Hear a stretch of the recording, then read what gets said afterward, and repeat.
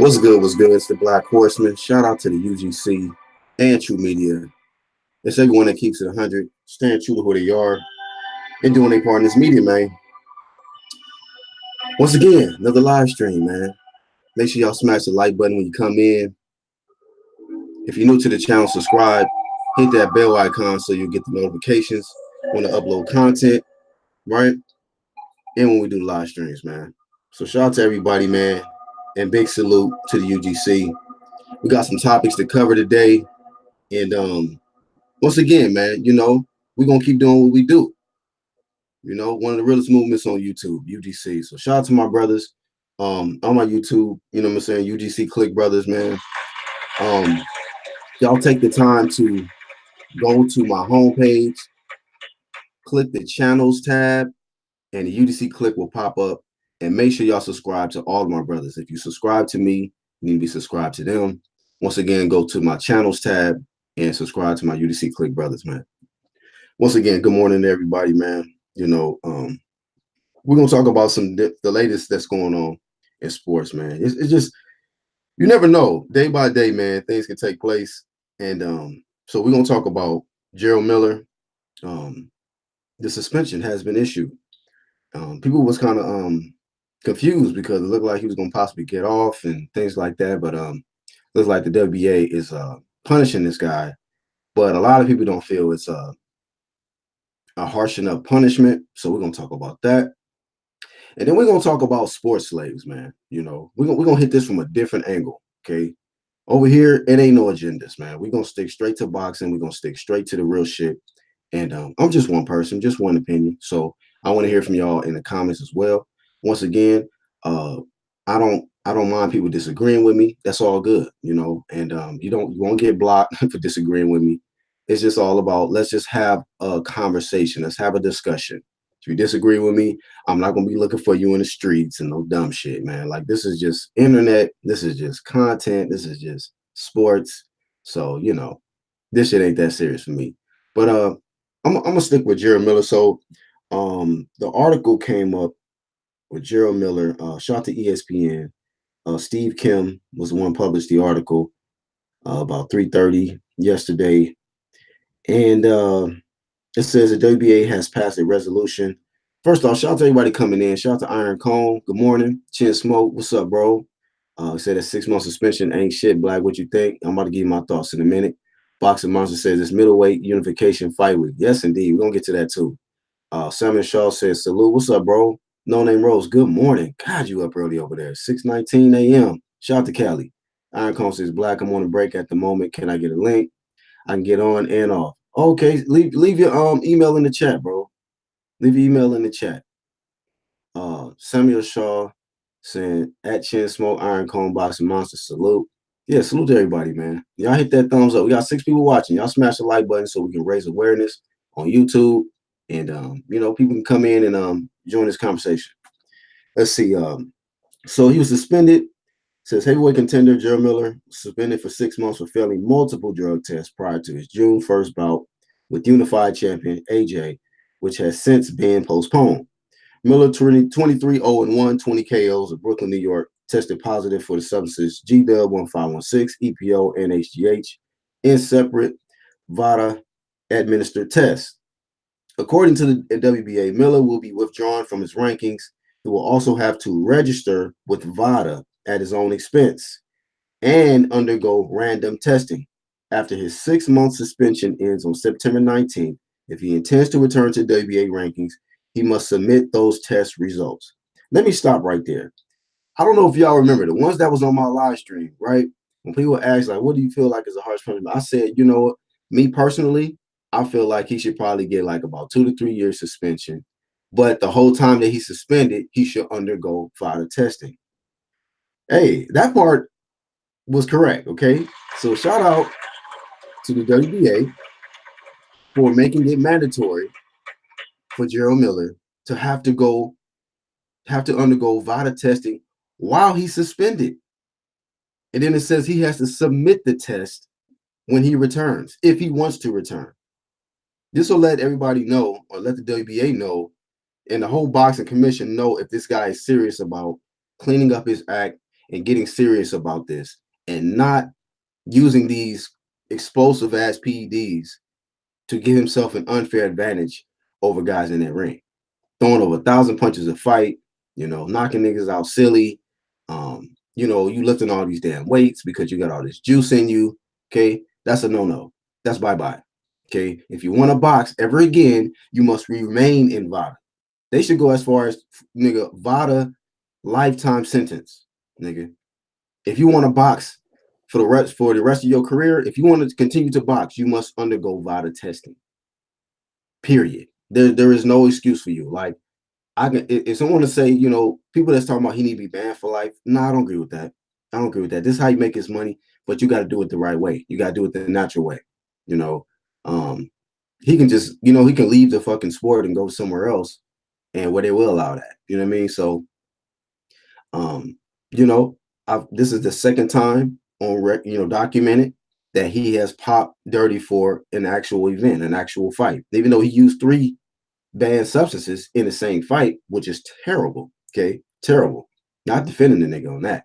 You already know it's VADA or not over here. But let's just look at it. Let's see if this guy can learn his lesson. This is only his first time being popped, caught in the sport of boxing. This is why I always emphasize VADA testing for everybody.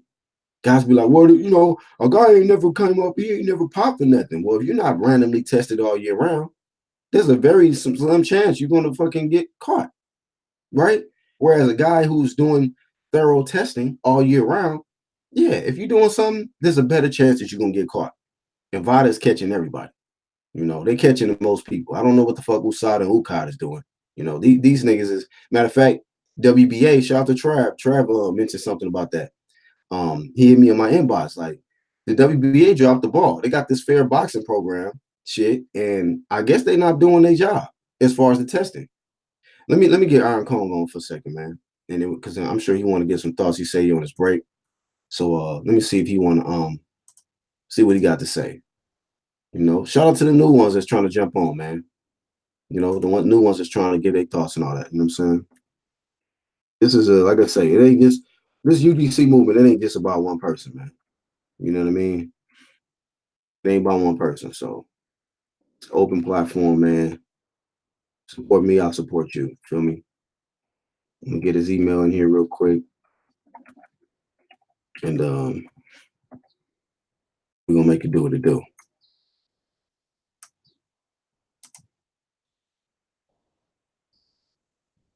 Original Man Africa. Okay. Let's see what he got to say. Hey. What you got to say?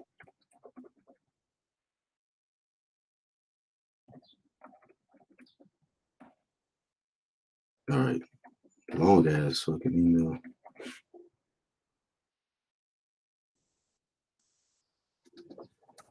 Y'all bear with me. I'm trying to get this email in so we can get him on, because I don't know how much time he got left. He on his lunch break. See, we got people from the UK that rocked with your boy Black and the UGC.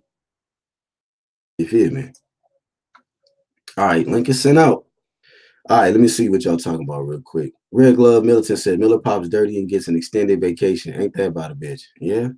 So I mean, the amount of time is short as fuck. But I do like the fact that they are making him pay for the test. Yeah, Red Glove. He says at least he has to pay for his own testing. Yeah, the mere fact that you didn't even get that payday, you got to come out of your pocket to pay for testing. I would have liked it at least minimum a year, but the mere fact that he got to come out of pocket and he got to be subject to random VADA testing, I'm all right with that.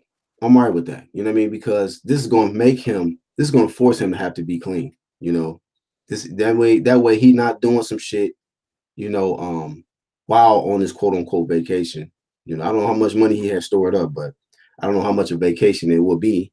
You know what I mean? With not getting that payday. You know what I mean? Probably going to borrow some stacks. Joe says, what's up, Joe? He said the substances Miller tested for give you a stamina increase. He won't be the same clean. Yeah, man. So that's good. Let's just see how he really is, clean.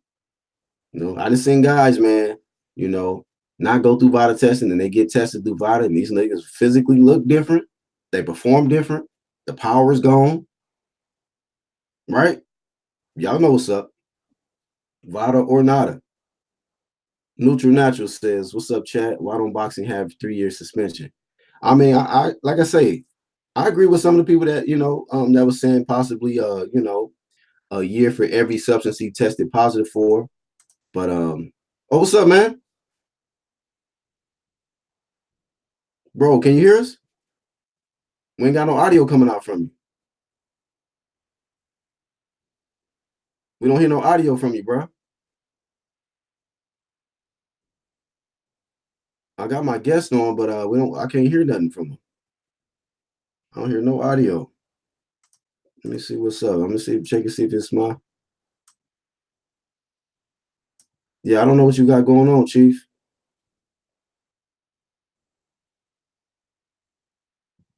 Hey, y'all in the chat, do y'all hear my guest speaking? Cause I don't hear nothing.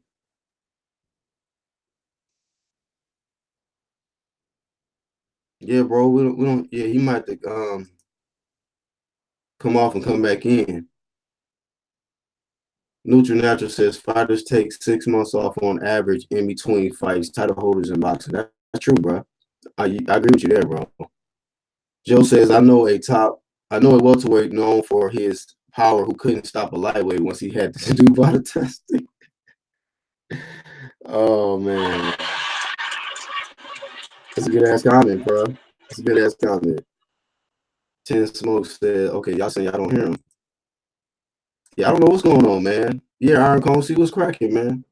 You got that junk mobile wireless shit, bro. You know what I'm saying? That dumpster truck mobile services,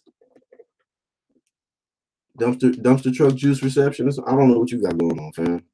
I'm fucking with you, man. Get it together, man. We want to hear from you. We want to hear from you. My sound is choppy. Oh man, see, every time somebody come in and out. All right, hold on, y'all. Hold on. Damn.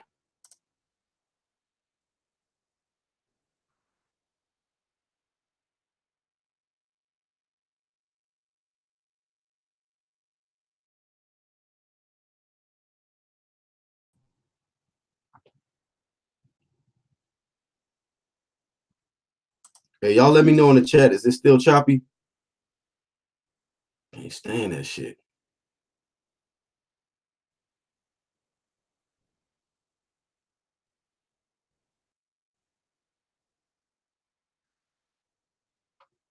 Hey, can y'all hear me now? Is it still choppy?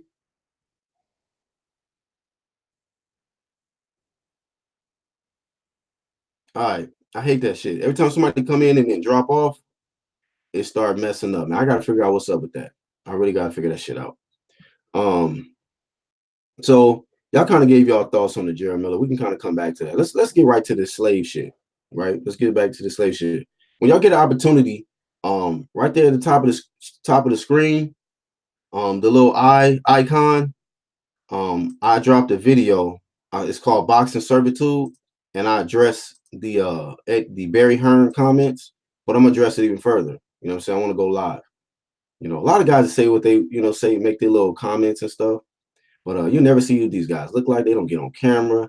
You know what I mean? And whatever. But anyhow, um, let me get my thoughts on this shit, man. Because I see the outrage that took place from that shit. Um, do I agree with this guy coming out publicly and saying that? Hell no. You know what I mean? It's not a good look. A matter of fact, it's bad for business. Like if you're trying to, if you're you have your company, man, you have your business, and you're trying to recruit fighters, right? We know some of the most talented fighters, boxers, are a lot of black athletes, you know. So at the end of the day, that's bad for business, man. You turning black athletes away, you know. Um, now we seen that Dylan White didn't really have no problems with it, you know. He just, and you know why somebody like a Dylan White don't have a problem with it, or AJ don't have no problem with it? Because you got to understand, these are rich slaves, man. Okay, a lot of people want to see. Look, you got race baiters on YouTube, and these guys only want to focus on the racial aspect because it came from a white guy who was sitting next to a black man, and he just told really the truth as far as it is like slave trading, man. Okay, I'm just being real. Sports is slave trading. I gave the analogy about in that video, I talked about like LeBron James, right? Playing for Cleveland franchise. He was a slave. These owners, franchise owners, whatever you want to talk about, it's all slave trading. Okay. You just had one white man that was just bold enough to say this shit. You know what I mean? Of course, somebody who actually has this racial agenda, they're going to magnify that. And yeah, he shouldn't have said that shit. But at the end of the day, I mean, all of these guys are slaves. If you want to be, you want to chop it down. Who that? Who that? Okay, we hear you, bro. What's up? What's up, brother? What's going on, man? Let everybody know who you are, where you're from, and all of that. Yeah, blessed. I am Kang. Yeah, I'm from St. Kitts and Nevis, smaller in the Caribbean. Y'all ain't gonna know it, so Google it. Um, Yeah, man. What's good? Welcome to the UGC, bro. Good to have you on, man. yeah, man. Thanks, respect. So, man, what you want to talk about today, man? What topic No, you want to address? just the same things you were talking about. I really want to talk about the Jarrell Miller situation first. I realize there's a sliding scale in boxing. Didn't Luis Ortiz get a 1 year ban for testing positive for one PED from the WBA, but Jarrell Miller gets 6 months for testing positive for all the PEDs in the world? Speak on it. I mean, there's no consistency in boxing. People just decide, on the spur of the moment how shit gonna work. And I can't deal with that. So how is it Luis Ortiz could get 1 year, one PED, and Jarrell Miller get, what, 6 months? 6 months? Yeah. 6 months was the sentence, and 6 months, and he has to pay out his own pocket for vital testing through that 6-month suspension. Look, man, I understand all of that. Maybe his team gonna pay for it, but Jarrell Miller deserves at least a 2-year ban. Okay, I mean, this man really took this shit to a different level. I can't recall no time in my life, and I'm almost a 40-year-old man, that a doping case like this ever happened. Okay, trust me. 3 PEDs, 3 different PEDs. One of them you can only get off the Mexican black market or some shit. And win the same fight. Right? So how is it 6 months for that, 1 year for everything else? Yeah, I understand what you're saying, bro. And I don't disagree with you, man. On consistency. So the WBA, to me, dropped the ball on that. Trust me. Yeah. That's no example for nobody. Come on. Right. Go ahead, bro. Do you want to add something else to that?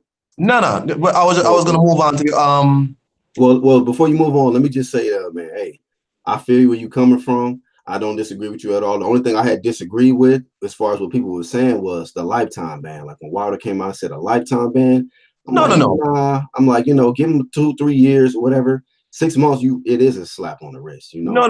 I mean, in 6 months, you could pay for the VADA testing in 6 months. That's okay. His team could pay for that. That's nothing. That's like a vacation for him. That's nothing for Jarrell Miller, right? Because he made some alright money from Eddie Hearn already, so he could pay that. Now, do you think Eddie Hearn is still going to want to do like business with Jarrell Miller, or is he going to have to go shop somewhere else? I think he'll be reluctant, but the problem is the heavyweight pool is so shallow at the moment that he might not have a choice. Wow. I mean, because you just got to think about it. Eddie Hearn was humiliated. Like, he put so much promotion behind this guy. The problem is if the zone wants to work with him, because Jarrell Miller essentially sabotaged an entire event. They flew this man out, to England and do all sorts of press work with him, spend all this money, and then Jarrell Miller turns around and does this, right? So the issue would be the zone. Eddie Hearn might still work with it because, listen, sometimes promoters work with people that they don't really want to work with, but they have to. Yeah. You know what I mean? And, Eddie Hearn and AJ have a different relationship. And I think that's something that Eddie Hearn was really stressing, that this was a friend of his that Jarrell Miller tried to hurt. Right? So true. I might still work with him, but he might not have a choice. Heavyweight boxing is so shallow that he might have to work with him anyway at some point. Okay. And then before we move on, man, let me read a few comments and then you can give your comment back on this. Lanian Man says, shaking my head, 6 months. Red Glove Militant said, yeah, the inconsistencies are annoying as shit. Atlantic Man says a slap on the wrist, and these boxers will continue to use. He says it will Exactly. take a fighter to die in the ring due to a dirty fighter before they take it serious. What do you think Exactly. about that? What you think about that? I mean, that's all facts. I mean, 6 months, Virgin. I mean, you could pretty much go away for 6 months. People forget about this and come back. The issue is in America, and I know you said, you can't. In England, the issue is not so rampant because you have to tell them where you are at all times. You must. Jarrell Miller said he don't want to get on clean boxing because of the same reason. He don't want to tell nobody where he at. Yeah, he did say that. So in the UK, guys are sort of more reluctant to do it, even though they might allow other things that maybe VADA might not. And I think I heard some other promoter say that there needs to be a global governing body that has all the same rules, right? So 6 months, that's nothing, King. Trust me, this will not scare any other boxer from possibly cheating ever again. 6 months? Please. Wow. So then my last question before we move on to the other topic is if he, like they say, he goes through this 6 month process, he's paying out of pocket for VADA, he comes back. Is there, like I talked about, I put in the beginning of the title, remission from Miller, which is, another word for forgiveness. You think that the boxing world would ever forgive this guy for what he tried to attempt to do to Joshua in that ring? After all of this shit, you think he would ever get forgiveness? Yeah, I mean, it's not really about forgiveness. It's just that the boxing world, I think, is so used to these sort of shenanigans, even though this was far and above anything that we've seen. The boxing world is so far and above. I mean, it's like they're almost jaded to corruption and shit like that. And that's a problem because I heard Dillian White say, oh, it's just heavyweight boxing. And that's the attitude people have towards boxing. People always expect some dirty shit from boxing. And that's bad. Right? There has to be a concerted effort to change the whole atmosphere and culture around boxing because it's like people are sort of numb to boxing, and this is why boxing in some countries is not thriving because shit like this happens and people don't think it's strange. Man. People almost expect you to try and cheat. Yeah. So, man, we got the other topic, man. We're talking about, I put sports slaves. A lot of people, man, have mixed reactions from Barry Hearn. And I definitely want to hear your thoughts on that, man, on this guy's comment. I left a comment on your first video about it. I had posted it on the Made Man channel before, right? But what I was essentially saying is that people pissed off at Barry Hearn, but I'm wondering, is it how he said it, who said it, or what?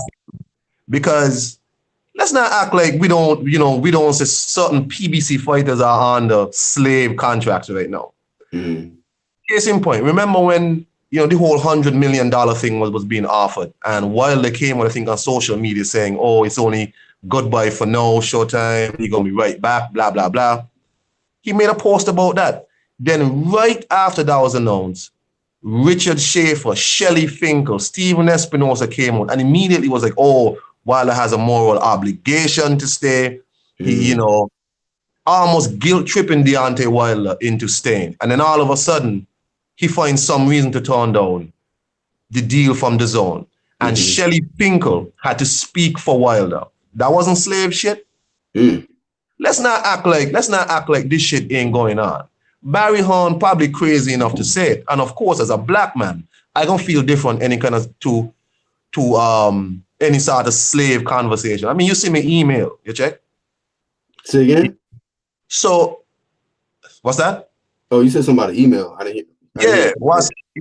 You see my email, Original Man Africa. So I'm quite aware of the dynamics between white people, slavery, and black people. Of course, but at some point, we got to take a step back and see what this conversation really is. Is it that because it was a white man said so? Different if Don King said that? Speak your shit, bro. No, Don King, if Anthony Sims Jr., who fights for Eddie Hearn, had an interview and he was talking about how he ended up getting out of one of Don King's slave contracts. He said the guy who was managing him was Don King's old lawyer who used to write up the slave contracts. So let's not act like this shit ain't actively going on right now? Is it because a white man said so? Or is it because he had gall to say so at all? Right. You got people like Leonard Ellaby telling you that Errol Spence is not going to fight Terence Crawford, even if Errol Spence wants to fight Terence Crawford. Excuse me? Mm. You know what I'm saying? So Nice. let's really break down what people really are annoyed at. I understand it might touch at emotional heartstrings of black people. I get it. But let's not act like we don't have black people doing the same shit. No, because remember, Barry Horn didn't only manage black fighters. He managed white fighters too. So they're under the same contracts. Yeah. Right? So we really have to, take a second, and I understand it. Trust me, I get it. But don't act like people know ain't doing the same shit to our black fighters. You got Shelly Finkel, who got Deontay Wilder, can't talk for his goddamn self. You know what I'm saying? Mm. And we cool with that. Steven Espinoza talking about, oh, you have a moral obligation to stay with Showtime. Excuse me, how you tell a black man he need to turn on $100 million that you can't give him because he's obligated to you? Damn. Shelly Finkel talking about, we're not going to give away our fighter. Give away our fighter? Who you think you're talking to? Oh, wow. That's cool, right? I mean, that's cool. Nobody talks about them things. Right. This is happening right now, and nobody want to speak on it. Yeah, Barry Horn said some dumb shit. Mm-hmm. But let's not act like Barry Horn ain't talking real shit about all these people. Right. Real talk. Right? So Right, that's it from me. I'll listen off air. Thanks a lot, man. Hey, man, I appreciate you coming on, man. This is Iron Cone, y'all. He's definitely a regular to UGC, very active in the chat. And I definitely saw your comment, man. You know what I'm saying, that you left on my last video. So I appreciate him coming on, man. So, you know what I mean? Like I say, man, anybody can get up here and speak their piece, man, especially if you have, the courage, the confidence to get up here and speak, man. I respect that, brother. You know what I mean? And hey, I agree with everything he said. Iron Cones, Red Glove Mentor says, I wish you would have stayed making videos. Oh, he make videos? Shit, if you do, man, I'll definitely sub to him. You know what I mean? Personally, ain't gotta have a whole bunch of subs for me to sub to him, man. I just want to hear some real shit. Dudes be having agendas and shit. But speaking of that, yeah, man, people just want to magnify the racial aspect of it instead of just the reality of it, man. Like, my opinion on it is that, is it choppy again, y'all? Because I know he just came off. Let me know if my audio is choppy. Damn, here we go.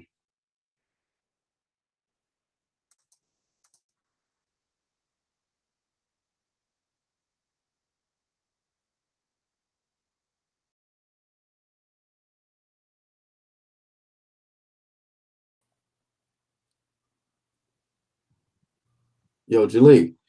What's up, man? Man, I had to come off and come back in. Every time somebody goes off, it distorts my audio on my live for whatever reason. I got to figure that out, man. I don't know why. You go to the settings button, or you see where the adjust bandwidth usage. If you use less bandwidth, then that usually makes the audio a little better. Okay, so let me see. You said on the settings tab, right? But not the settings right next to it, where you got the mic, you got the camera, and you got the little adjust bandwidth usage, the little 4 bars. Oh, yeah. Yeah, I think if you use less bandwidth, then it makes it better, because it usually be like too high of an HD. Got you. So I just moved it down to medium. Yeah, I think that helped. But what's good, man? Good morning, bro. What's up, man? Buenos dias, man. Shout out to UGC, Vada or Nada. I think that was Bottle Hard. What's up? What was dude name that got off there? I heard a little bit. That was Iron Cone, man. Iron Cone. Shout out to him, man. Sound like he's from Jamaica. He live in Caribbeans Jamaica or some shit. Yeah, Caribbeans. Let us know in the chat, Iron Cone, where you from again, man. Shout out to where you from, man. Yeah, man. Shout out to where you from. You talking about Big Baby and Barry Hearn Daddy? Eddie Hearn Dad? Yeah, just the whole aspect of just slaves, that sports slave aspect. Because I think a lot of people I felt, and what's up, Battle Man? We're gonna get to you, bro. I think a lot of people just magnify who said it instead of what was actually said and how it actually applies to the whole sport of boxing and just in sports in general. You know what I mean? But what's your thoughts, man? You can touch on whatever one, the Jerry Miller shit Yes. first, and then Let's start with Barry. Let's start with Barry Hearn. First of all, when it comes to, we all know racism is still alive. I would prefer a person to come up front and let me know instead of faking. What he's saying was an analogy in a sense. What he was talking about, like a slave contract. When we think of slaves, of course, whenever we think of slavery, the way it's presented in the media, it's presented as black people in the struggle for 400 years and such and such. What he was speaking on, and I'm not making excuses on him, he was speaking about a slave deal as far as like you, as far as 100% of the pot, we get 90%, and we just giving the fighters 10%. Coming from his mouth, he's a grown man. He should have known better. He sound like he drinks. He sounds like he drinks, and you know, when you start to drink, you just say whatever comes to your mind, especially once you get older. So he definitely needs to present an apology. Eddie Hearn definitely is gonna have to present an apology because he made his company look real bad. Now the media at the fights that get the press passes, they're not going to ask them because they don't want to use their press pass credentials, and they might have told them before, don't even bring it up because a lot of people is not going to speak on the subject. Barry Hearn, I seen your video too, as far as like a lot of people are in certain slave contracts, whether it's the NFL, they think that because they making a certain amount of money. Now, a lot of it is when he presented also the situation as far as like, now I have to call him Mr. White because now it's like the fighters got more leverage, they got more respect for themselves. Now here comes Al Heyman, a black guy who doesn't do no interviews. A lot of those guys, a lot of those white guys is starting to feel threatened by him. He's starting to be like a threat because not necessarily because he's black, from the fact that he's basically schooling the fighters on increasing their worth. If he's schooling the fighters on increasing their worth, you become a threat to the greedy guys that's used to having the slave deals as far as them making all the money. So it's a lot of different messages if you just listen to what he's saying. And I'm in a sense glad he came out. So now more people is being more woke to what's really going on. So you get what I'm saying? More going on. So Dylan White, it is crazy if he continues to work for them, that's on him. He probably don't see nothing is wrong with it because he probably feel like when you're on a certain deal, you probably feel like I need this promoter to make it. You know what I mean? I need this. So it's like a working relationship.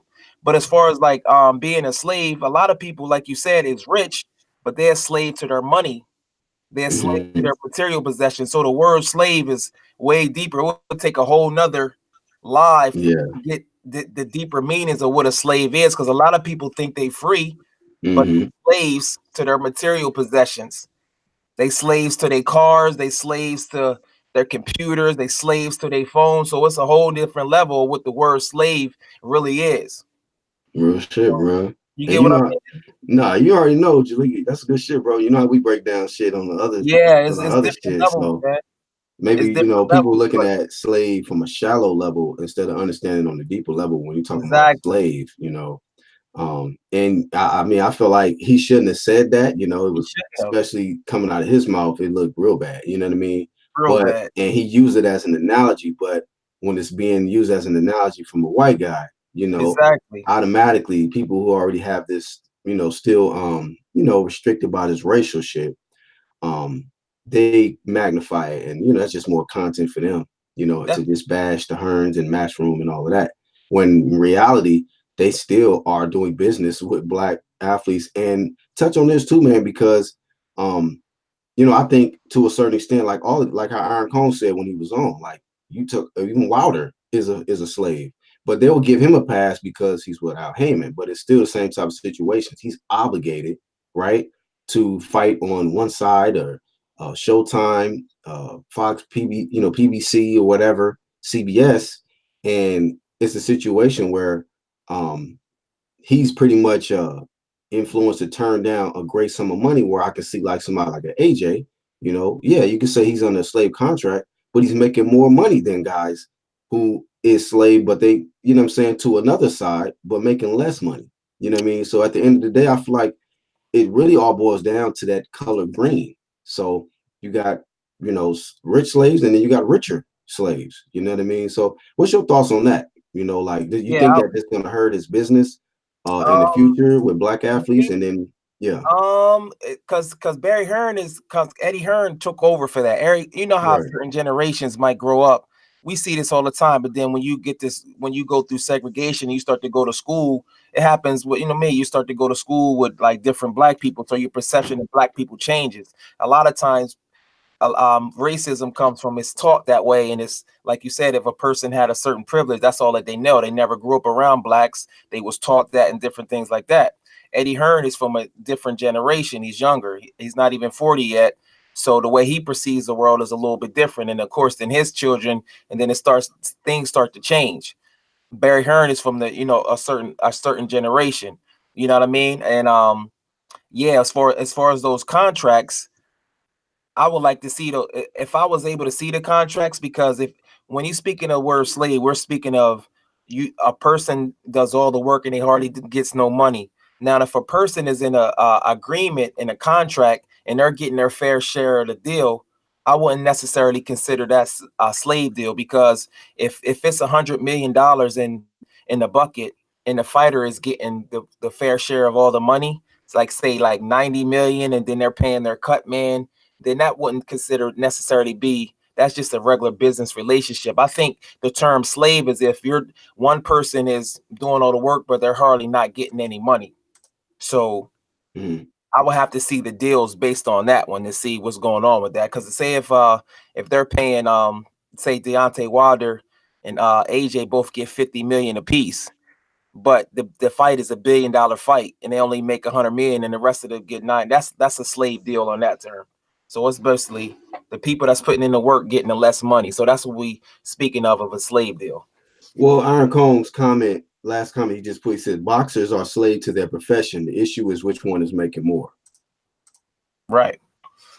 You know what I mean? So at the end of the day, they all slaves. And that was the point I was making in my video. Like, it don't matter what sports franchise you're talking about. All of them are slaves, man. They all still got to show up and, perform and represent for one side, whether it's that franchise, whether it's LeBron playing for the Lakers right now, Russell Westbrook representing for Oklahoma, you still are a slave to whatever, even people that go to a job every day, clock in right. for that amount of time that you're there, you a slave, you doing it because you're trying to get that pay out of that. You're trying to get that green, you know what I mean? But you just got some slaves that are just richer than others. Me personally, I would just be a free agent. You know what I'm saying? I would learn a business. If I was boxing, I would learn a business myself. Of course, you got to do business with other races, but at the same time, I would make sure I'm getting a fair share of the deal. I wouldn't let them enslave me, because if you don't learn the business, of course they're gonna do that. You know what I mean? But as you develop your worth and you understand the business and you know your worth, then those slave deals become more, you get the fair share of the deal. And that's how it works. You know what I mean? That's what I'm sure Floyd Mayweather done. He was making most of the money. Instead of going there, he paid $750,000 to leave Bob Arum, and look what that done. He made way more money.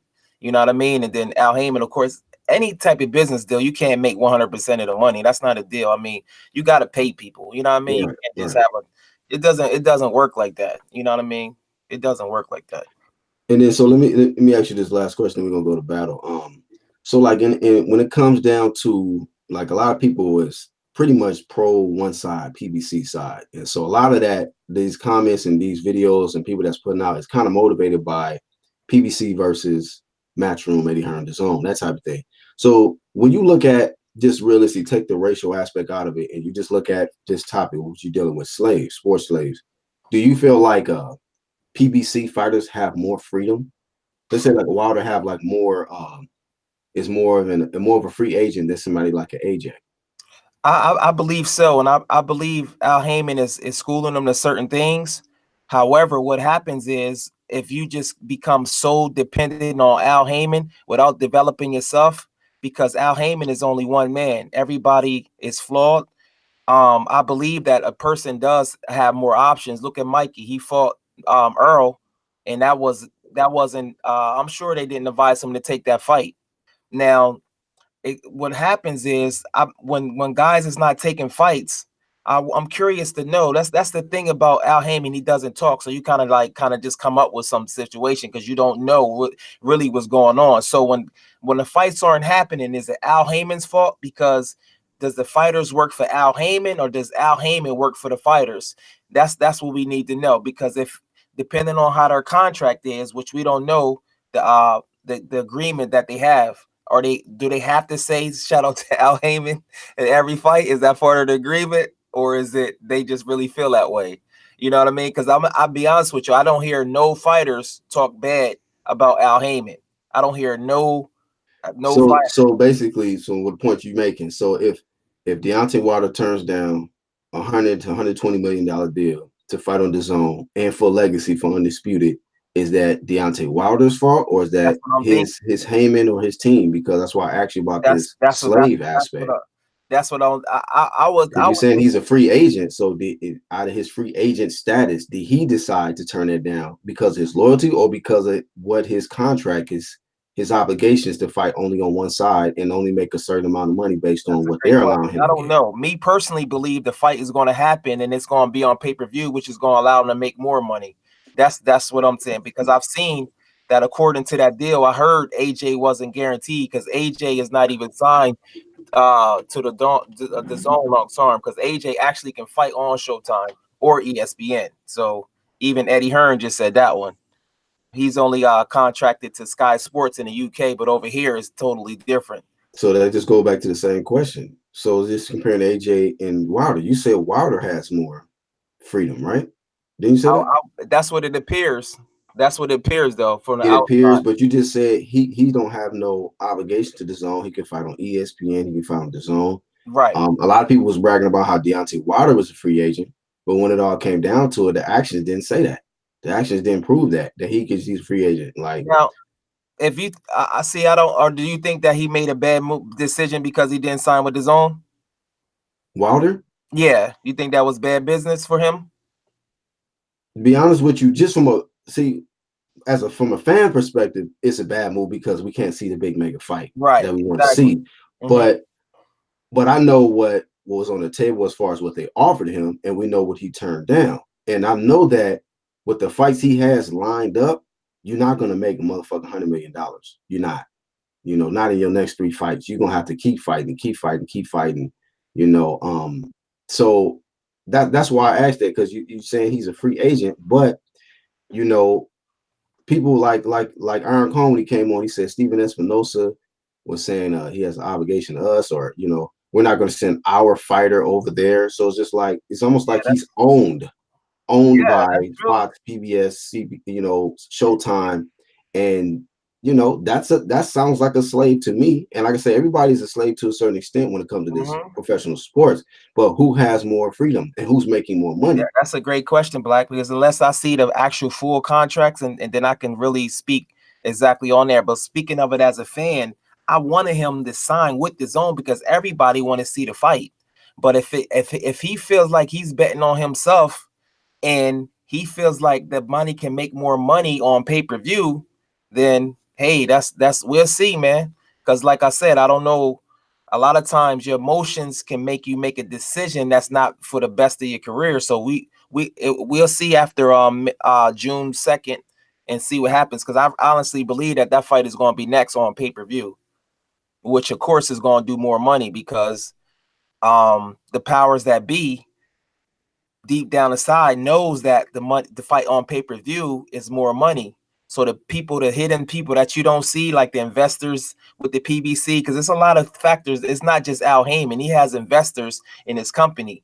They know having that fight on DAZN will make less money, because when you can have something on pay-per-view, $100 a pop, and that we just talking about America, that's going to bring in more money. But from a fan standpoint, we like, man, he should just take the money because this is way more than he made. But it's people that work behind the scenes that know having that fight on pay-per-view makes more money on DAZN. That's just my opinion. Okay. All right. Battle Hub, what's up, man? Battle. Time to suit up, man. Get on the battlefield. What's up, man? I was just eating some soup. Battle Hub. Okay. What's good, man? What's up, man? You sick, bro, or something? No, I'm about to go to work in a little minute. I was just eating something before I head out. What's your thoughts, man? We talking about Gerald Miller's suspension for 6 months with VADA testing, and then we talking about sports slaves, man. What's your thoughts on all of this? Oh, that Eddie Hearn comment. Like I didn't know what to take of it. Barry Hearn. Oh, I'm sorry, Barry Hearn. And I didn't know what to take of it. And if I'm being completely honest, I don't really listen to like people like Barry Hearn all that much anymore. Just for the simple fact that when it came down to it, he's not Eddie Hearn. They're totally different, two different persons. Mm-hmm. But I felt like he was like having like a really nonchalant attitudes about the fights being made. So he might give an honest perspective, but when it comes to fights, he just seems like it can happen or it can't happen, but he doesn't really care whether or not he's just trying to get paid. And when it comes to that, it kind of sounds like what he's doing is just trying to give the media something to work on because he's that guy. That's if you're not going to listen to Eddie Hearn, you're going to have to listen to him. So I didn't take it. I took most of what he said with a grain of salt, but it's crazy though. They were talking about slave contracts with Wilder and stuff like that. Because every time I see Eddie Hearn in a situation where he can give somebody a good deal or have the best fights to be set up, it just doesn't happen because he's trying to profit here. This fighter just doesn't feel like he's getting paid here, and it's just big, such a big can of worms to open up. But yeah, I just like listening, but I try not to, take most of what they say, like all that seriously. Just for the simple fact that if the fight's not being made, then I can't really take them all that serious. If you know what I mean. You didn't watch the video, huh? Huh? You didn't watch the video, huh? No, I just heard it from. I know. Somebody in the hangout. So what's your thoughts on Gerald Miller though? His suspension. He only got 6 months suspension from the WBA, and he has to pay out of pocket, man, for vital testing while he's suspended. Do you think that the sentence is very light? You think he should have got a longer sentence? You think he should have got the lifetime ban? What's your thoughts on that? I mean, depends. Like if they did longer sentencing when it came to other fighters, or other fighters, then I think he should get probably about the same sentence.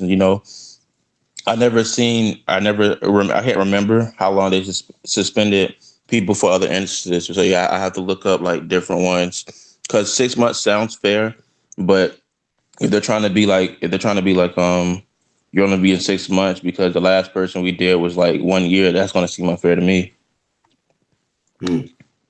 Jaleel, I've been seeing you active in the chat, man. What's your like obsession with Al Heyman? Like I saw you mention like no human is perfect though, and Heyman doesn't talk. What makes you so trustworthy in a guy? Is this racial? Is it because he's black? Let me finish. It's not racial because it seems like. Let me finish. Okay, yeah, go ahead. I'm like, the reason why I ask you is because he's black is because you've never seen the guy before. It's a lot of mystery when it comes to Al Heyman. We hear a lot of mystery talk about because we don't know all the deep particulars as far as their contracts. We don't know all the deep particulars about back end money that they keep talking about. So you almost treat it as if like he's really the best, guy for fighters' careers and stuff like that. So what is it about Al Heyman that really got you like, I'm Team Heyman? The reason why I like Al Heyman because the fighters, even the other promoters, was saying that Al Heyman is paying these guys too much money. We, as a fan, don't you want your fighters to make as much money as they can? It's a dangerous sport. Eddie Hearn said it, man, he's paying him all this money. Arum said he's paying him all this money. When you pay the fighters more money, then that you automatically become a threat to the other promoters that's not paying them as much because they still have what Barry Hearn said, the slave mentalities thing. Me personally, I don't know Al Heyman, but I'd never really seen no fighter bash him. I don't know if it's in the contract that they allowed it. Now we see Bob Arum. If you get out of the deal with Bob Arum, he takes you to court. He took Mikey to court, took him out for 2 years. He takes everybody to court when you appear to be getting out of his deal. So Al Heyman appears that way. I personally don't know, but Al Heyman doesn't say anything. I like Al Heyman, but at the same time, I'm not I like Al Heyman. I support the guy. You like him, you just never met him. Yeah, but never seen him talk. They be making an opinion, and check this out, Black. It's crazy because Danny Jacobs is with Al Heyman, but he's on DAZN. What I'm trying to say is Al Heyman. I was just about to say that. Yeah, he's with DAZN. So what's up? I was going to say if you want to get an actor. Hold on, Battle. Hold on. A lot of Alvarez is with Top Rank, and he's with Al Heyman. Al Heyman had Amir Khan and he fought Canelo. So what happens is when the fights aren't getting made, since the fighters is always saying Al Heyman, I think Al Heyman is getting the blame. That's just my opinion. Stephen Breadman Edwards, the trainer of J-Rock, which I'll be at the fight next week. He even said it. He said, you know what, man, Al Heyman ain't turning down no. He said it himself, and he's the manager of J-Rock and his trainer. So I think that a lot of blame is being placed on Al Heyman himself with the PBC, which is natural because he's the leader of the PBC, which in turn, I really believe it's the boxers themselves that don't want to make the deal and using that side of the street argument. So that's why I definitely support Al Heyman, the black man. Definitely. You know what I mean? I definitely support it because Bob Arum, they don't really talk about this. Bob Arum got Shakur Stevenson, and he's way better than Colin, but they won't even promote him there. So we got to talk about it from both sides, not just Al Heyman's side. We got to talk about it from all sides. So does Heyman promote his fighters? Does Heyman promote it? He's supposed to be the. Yeah, you getting called up now, bro. See, like you make it. A lot of people will try to throw Bob Arum under the bus for not promoting these fighters, but then they big up Heyman. It's like, is Heyman promoter? Is he promoting these fighters? No, I'm just saying that. It's really you can't put that on the promoters. Promoters, I feel like I look at them like they matchmakers, man. They the ones that got the platform for you to shine on when it's fight time. But these fighters got to put in their own damn work. They got to promote their damn stuff. But you think Shakur Stevenson should promote himself when Bob Arum has put more money in Michael Collin, who put his middle finger up and didn't even get a medal at the 2016 Olympics? Shouldn't Bob Arum as the promoter try to maximize Shakur Stevenson, who a lot of people right now perceive Shakur Stevenson as the best at 126 that can even beat Gary Russell? But it seemed like they're not putting resources behind the guy. Everybody has flaws. Okay, resources like how? Like he not getting paid, or he's not getting. Well, they put him in the main event. This dude got main events already, and I get it though. It's the Irish thing with St. Patrick's Day. I get it.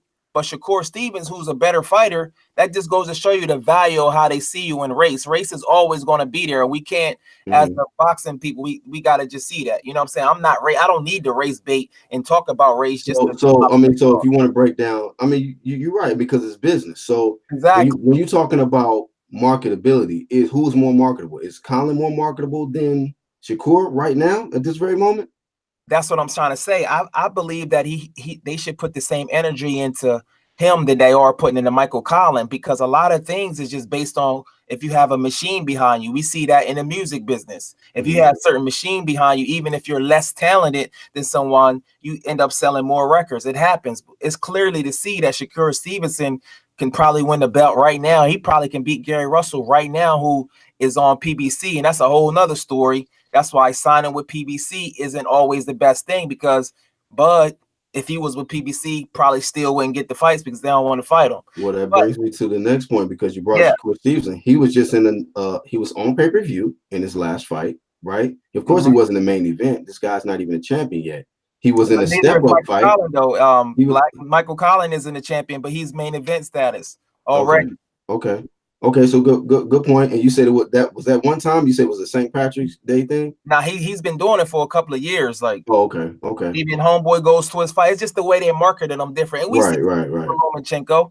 We see how they. I like Lomachenko. I took him. He's not Vada. So basically, so in that sense, you feel like when it comes to main event and maybe possibly money wise, he favors Shakur Stevens out there. Put Shakur Stevens out there as the best 126 guy, but they probably can't do it because remember. So can we use kind of the same logic with Heyman? Like the racial aspect always plays a factor where Heyman's biggest fighter is black. Yeah, as far as that one, but what can I say this about this one? Heyman also has Mikey Garcia, right? Mikey Garcia was just in a big fight with Errol Spence, but he's not getting the more push and backing than Deontay Wilder and Errol Spence. Yeah. So I don't. That's just a fact. So I hear what you're saying. So it seems like promoters. You're black. You crazy. That's because black. Yo, Essentially, everybody shout out knows to who. Black, yo. Shout out to Black. Fuck with me, Julie. Black on this That's work, man. just. I'm about to give him this work, man. It's Black my homie, but I'm gonna have to get you, man. Yeah, bro. I'm trying But to I tell don't you, you even know gotta have a good Black stamina, on bro. this example, bro. work, man. I'm gonna have to get you on this battling thing. I'm not tired to none of them. You know what I'm saying? To be honest with you, I really support.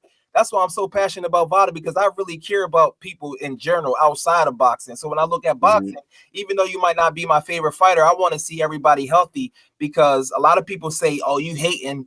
Black hating because he bringing up this VADA stuff, confusing on stuff. Nobody's accusing nobody nothing. But if you not on the WBC program, we like, whoa, what's going on with this one? We seen Big Baby Miller. Get caught with 3 PDs, only get 6 months. Like, when does it stop? Does somebody have to get killed and sued for 100 million for niggas to change? Like, what's up, man? Real talk. So yeah, shout out to Black. Yeah, I don't even know if that's a good example, Black, because I think the reason why Deontay Wilder and Errol Spence is so promoted, because we all know who their rivals are.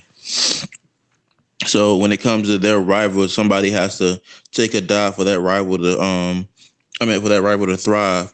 And we know when it comes to like promotion wise, you're never going to take a dive, even when you think you are. You're going to take like short dips, but it's only bringing up your credibility for the fighter. So when it comes to Deontay Wilder, everybody will bring him down because they want to see the AJ and Wilder fight. But that essentially brings him back up. Same thing with Errol Spence. They want to bring him. That has nothing to do with why Errol Spence and Deontay Wilder are the biggest fighters on PBC side. That has nothing to do. Are you sure? They got buzz. But I mean, Errol Spence was already still a big star on PBC before Bud even came into the equation. What are you talking about? Yeah, but essentially, that's the fight that people want to see. So when it comes to Errol Spence, so because of their rival, that makes them the biggest fighter on PBC. That's why Al Heyman. No, I didn't say that. I said that I don't think that's a good example, because when it comes to those fighters, everybody knows. Is AJ the best heavyweight because of his rival? No, I didn't say that. Is that why he gets so much shine? And you know what I mean? Like, what are you talking about, bro? Like Deontay. I said I don't think those are good examples, because when it came to those fighters, when it came to Mikey, he wasn't defined by a rival. He didn't really have a rival. When it came to Errol Spence and Deontay Wilder, they have one. Wilder has AJ and Errol Spence has Terrence Crawford.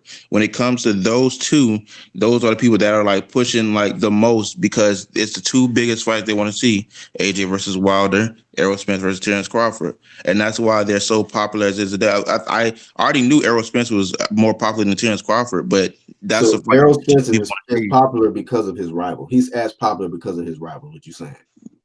He's as popular? What do you mean?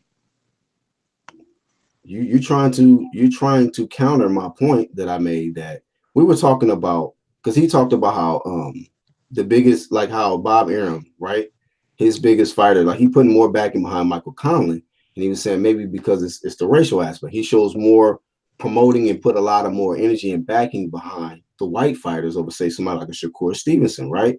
Because he said he's more marketable, right? And I said, well, you can probably use that racial bias too for Al Heyman, because his biggest fighters, Deontay Wilder and Errol Spence, right, are the same race as him. So you turned it into, that's not a good point because they're no. Because of their rivals.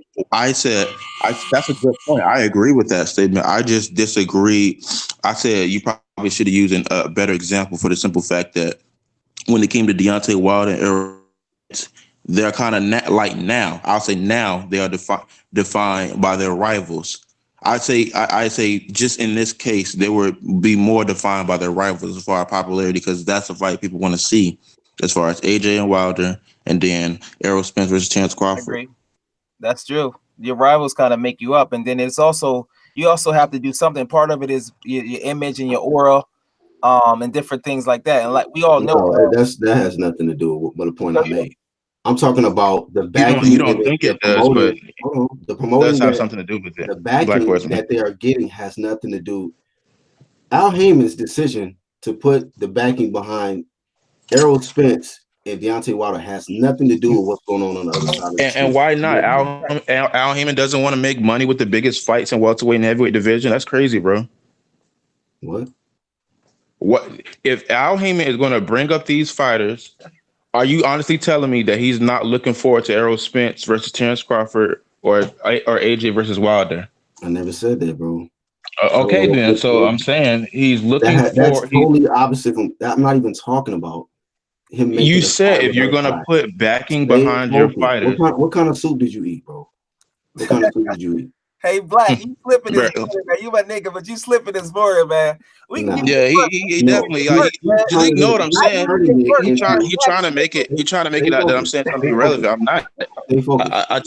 I That's why I told was you talking if to he Jaleel. That's why you the C, me and him the A and the B. You kind of gotta just see what we was talking about.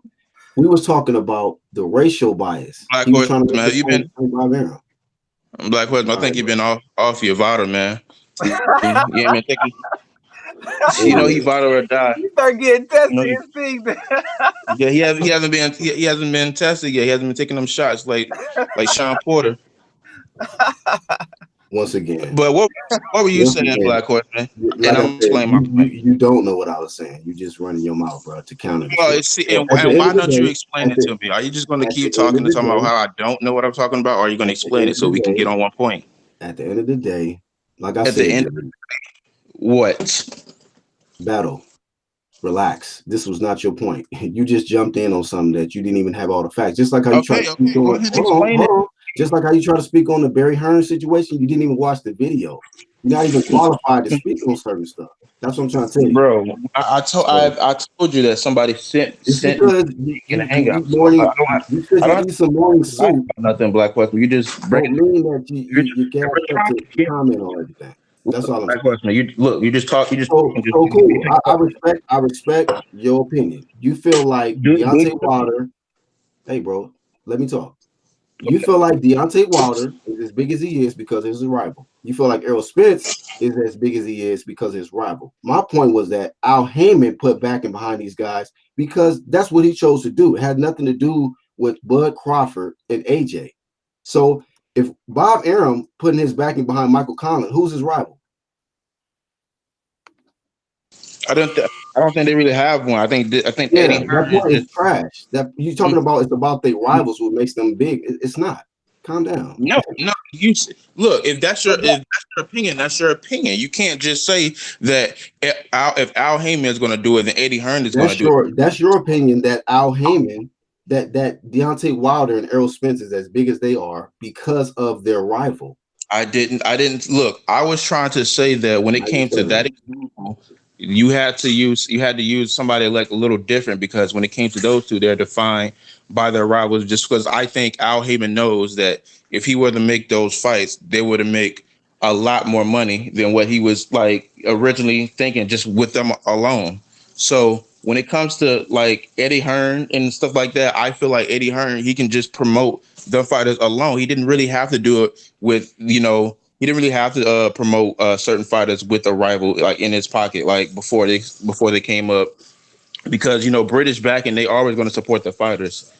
The British people are really. So when it came to like Al Heyman, I really like, probably not before, but now I feel like he's looking forward to them fighting the rivals. And that was my So whole point. And so so okay. if you disagree with that, that's fine. But you can't just say that the point is like invalid just because you don't think that No, the, you the disagree. You disagree with my point. You interjected me and said you disagree with my point. So cool. That's yeah, what yeah, you yeah, yeah. you disagree with it. And So I just I trying to get more clarity on what the point that you made, saying that Al Heyman puts more energy and backing behind. Because look, the point I made was that Al Heyman's a black man. His biggest mhm. fighters are black. Errol Spence and Deontay Wilder, right? Bob I don't Arum is a agree. white guy. I don't disagree with that.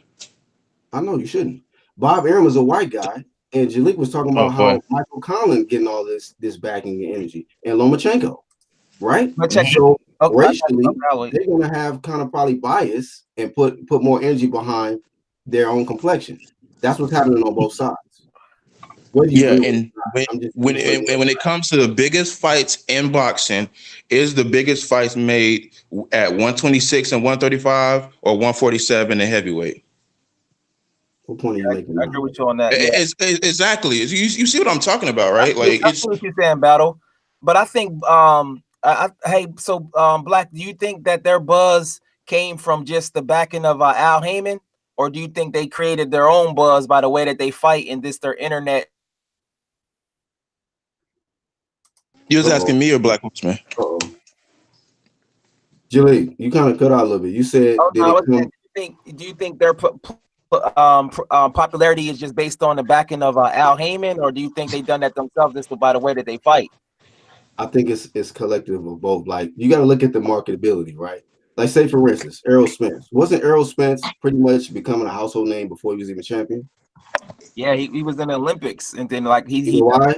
Because they seen how marketable he was before he even got to that level. You know what I mean? Of course, like Corey says, LTB Boxing Talk, he says, yeah, you know, somebody could throw you the lob, but you got to dunk that motherfucker. You know, Mayweather gave that nigga the lob. You know, he anointed him, but we see how marketable he was. You know, he's a good-looking guy. You know what I mean? He can fight, and they knew that they can brand him, market him very well. They seen it down the line.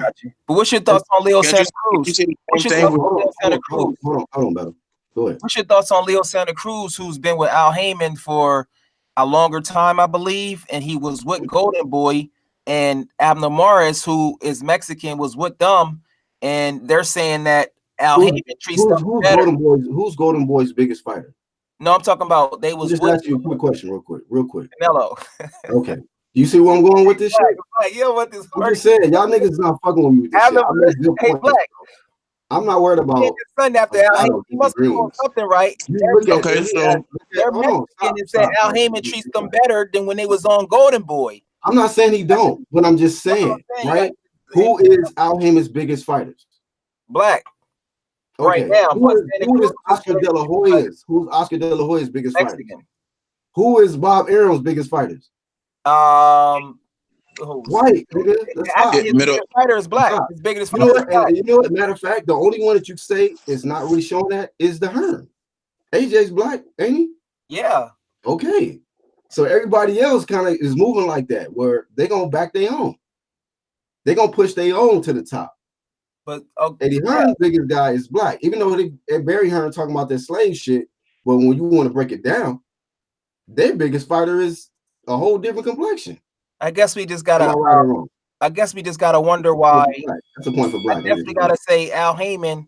That's unanimous. Al Heyman. I do love pointing himself, but that's unanimous, fam. Yeah, I mean, that's unanimous. Fam. We gotta get Abner Morris on here and ask him why Al Heyman is better than Golden Boy was. And Golden Boy would have Abner Morris. You all right, Black Horseman? You okay?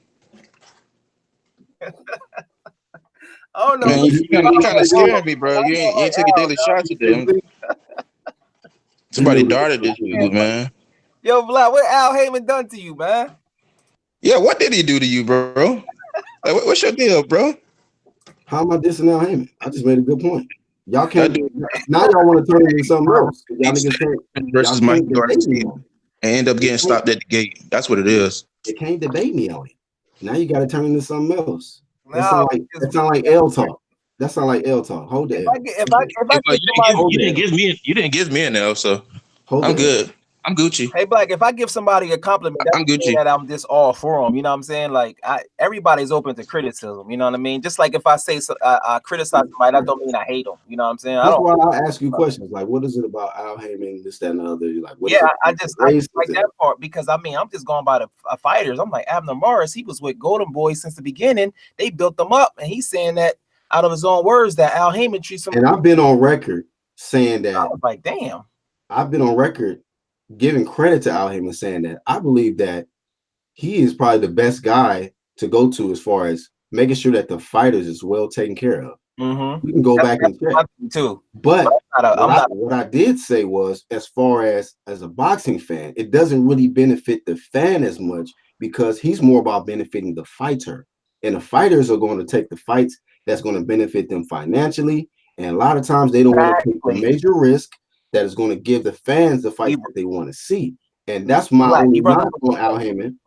That's a great point. I agree with you on that because my only knock on Al Heyman is that he doesn't put the pressure on these guys to fight. Exactly. It's like he's the daddy that has children and they just enable them. You got some kids. You're right, Black. I agree with you.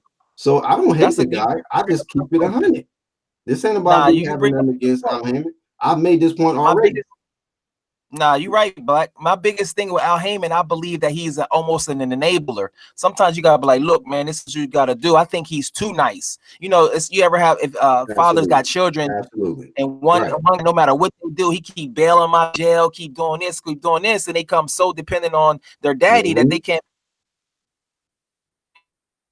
The thing with Al Heyman is he may be an enabler, which his heart is too good, and people can take advantage of that. So I agree with you on that. I think he is a good guy. He does care about the fighters, probably more than the other promoters. But it's a balance. But sometimes you gotta say no. But once again, you gotta say no. Yeah, but once again, these guys are on the money team and not the legacy team. A lot of these guys, when it's all said and done, the legacy gonna be trash compared to somebody on the other side of the street. Because it broke up a little. Right? Yeah. I said these guys are on the money team, and when it all comes down to it, at the end of their careers, they shit's gonna be looking like garbage. They legacy compared to other guys on another side. So you think, as far as you know, this is just a question that's a little different. You think when it comes to Eddie Hearn or when it comes to like Oscar De La Hoya with Golden Boy, they put on better fights as far as legacy goes, like more unifications than Al Heyman? Okay, so just to answer your question, how many unified champions does your boy have? Al Heyman.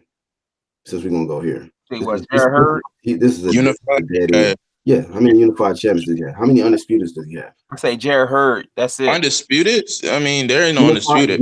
Okay, deal with unified then. Go ahead, unified.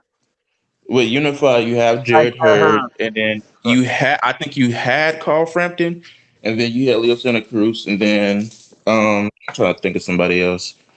You had Keith Thurman, and then you had current, present day, current. Okay, well you have Keith Thurman. You have Keith is not unified, bro. Oh, he just gave up the belt. You're right. Yeah. Come on, bro. Stay focused. Oh, my bad. So I said had. I said present day, have. You got to know the difference between have and had. Present well, I said had the first time. That was my bad. But okay. We all make mistakes. It's all good. When it comes to 140, let's see. I think it's just no unified champions. You heard your head. It's Jared Hurd, and then Danny win this Saturday is gonna be Danny, who's on the zone. That's true. So he talked about like, do they put on unifications? Hey, yes, they do. You know, I think hopefully so like who does they have? A black question, so we can finish this off. Say again. Who does they have? Golden Boy and Eddie Hearn. Who does they have? Who do they have? Who do they have? As far as unified, Canelo has what? How many straps? She's a unified champion, right? Yeah, Canelo got Eddie Hearn has what? AJ. He's a unified champion. Hey, who's your boy? I'm gonna say, who's he signed to? He just signed to him just now, but he gave up the belt, so now he's not. I think he was with Matchroom. We got a unification fight. We got a unification fight coming up this weekend, right? With Canelo and Danny Jacobs. They're doing a good job. Doing very, very well. Continue, sir. Any other questions? No, I mean, you named three. I mean, I think that was about three. But I think that was how many. You said who's putting on unification fights, right? Did you say that? I mean, do you think they would just know a lot more than Al Heyman? Are they doing it a lot more than Al Heyman is? Yeah. I think so, man. I mean, who is and then shout out to women's boxing too. Who is Carissa signed to? Is she signed to anybody? She signed to she worked with the white guy that used to be a head of pay-per-view with HBO. Somebody else in the chat. Not DeBella, right? Promotions. Her manager is her, but I think her promoter is Salida, the dude, the Jewish guy that used to box from I think he's from Brooklyn. Oh, okay. Salida, actually the same promoter as Big Baby. I think that's what she was. No, Farmer is not unified. I don't know who said that. Farmer is not unified. He wants to unify with Tank, but Tank don't want to unify. You know, so I wish this ain't about no competition or being biased, man. Like I'll let y'all do that. You know what I mean? But it's just about who's actually going to give us the best fights, man. So this is why I get upset when maybe we don't know all the deep particulars as far as the battle mute. Mute, bro. I'm bad. Mute. Thank you. We don't lie. I feel like, I don't know all the deep particulars as far as why Deontay Wilder would turn down a lot of money and a possibility at being legendary, a legacy fight. So as a fan, we robbed of seeing that great fight. And I just disagree with you, Jalik. I don't think the fight's gonna happen this year. I think we got a couple opponents lined up, and we're not gonna see that fight until maybe late next year or maybe the year after that. I don't think he's in a rush to fight AJ. You know what I mean? Wow. And, as a boxing fan, that's an issue. I see like I brought up. It's not about Al Heyman. It's just like how you said, man. It's like that dad that's just really care about his children so much. An enabler, basically. He's an enabler. They take advantage of the fact that they can get money for taking, beating lightweights or guys lower weight classes or whatever.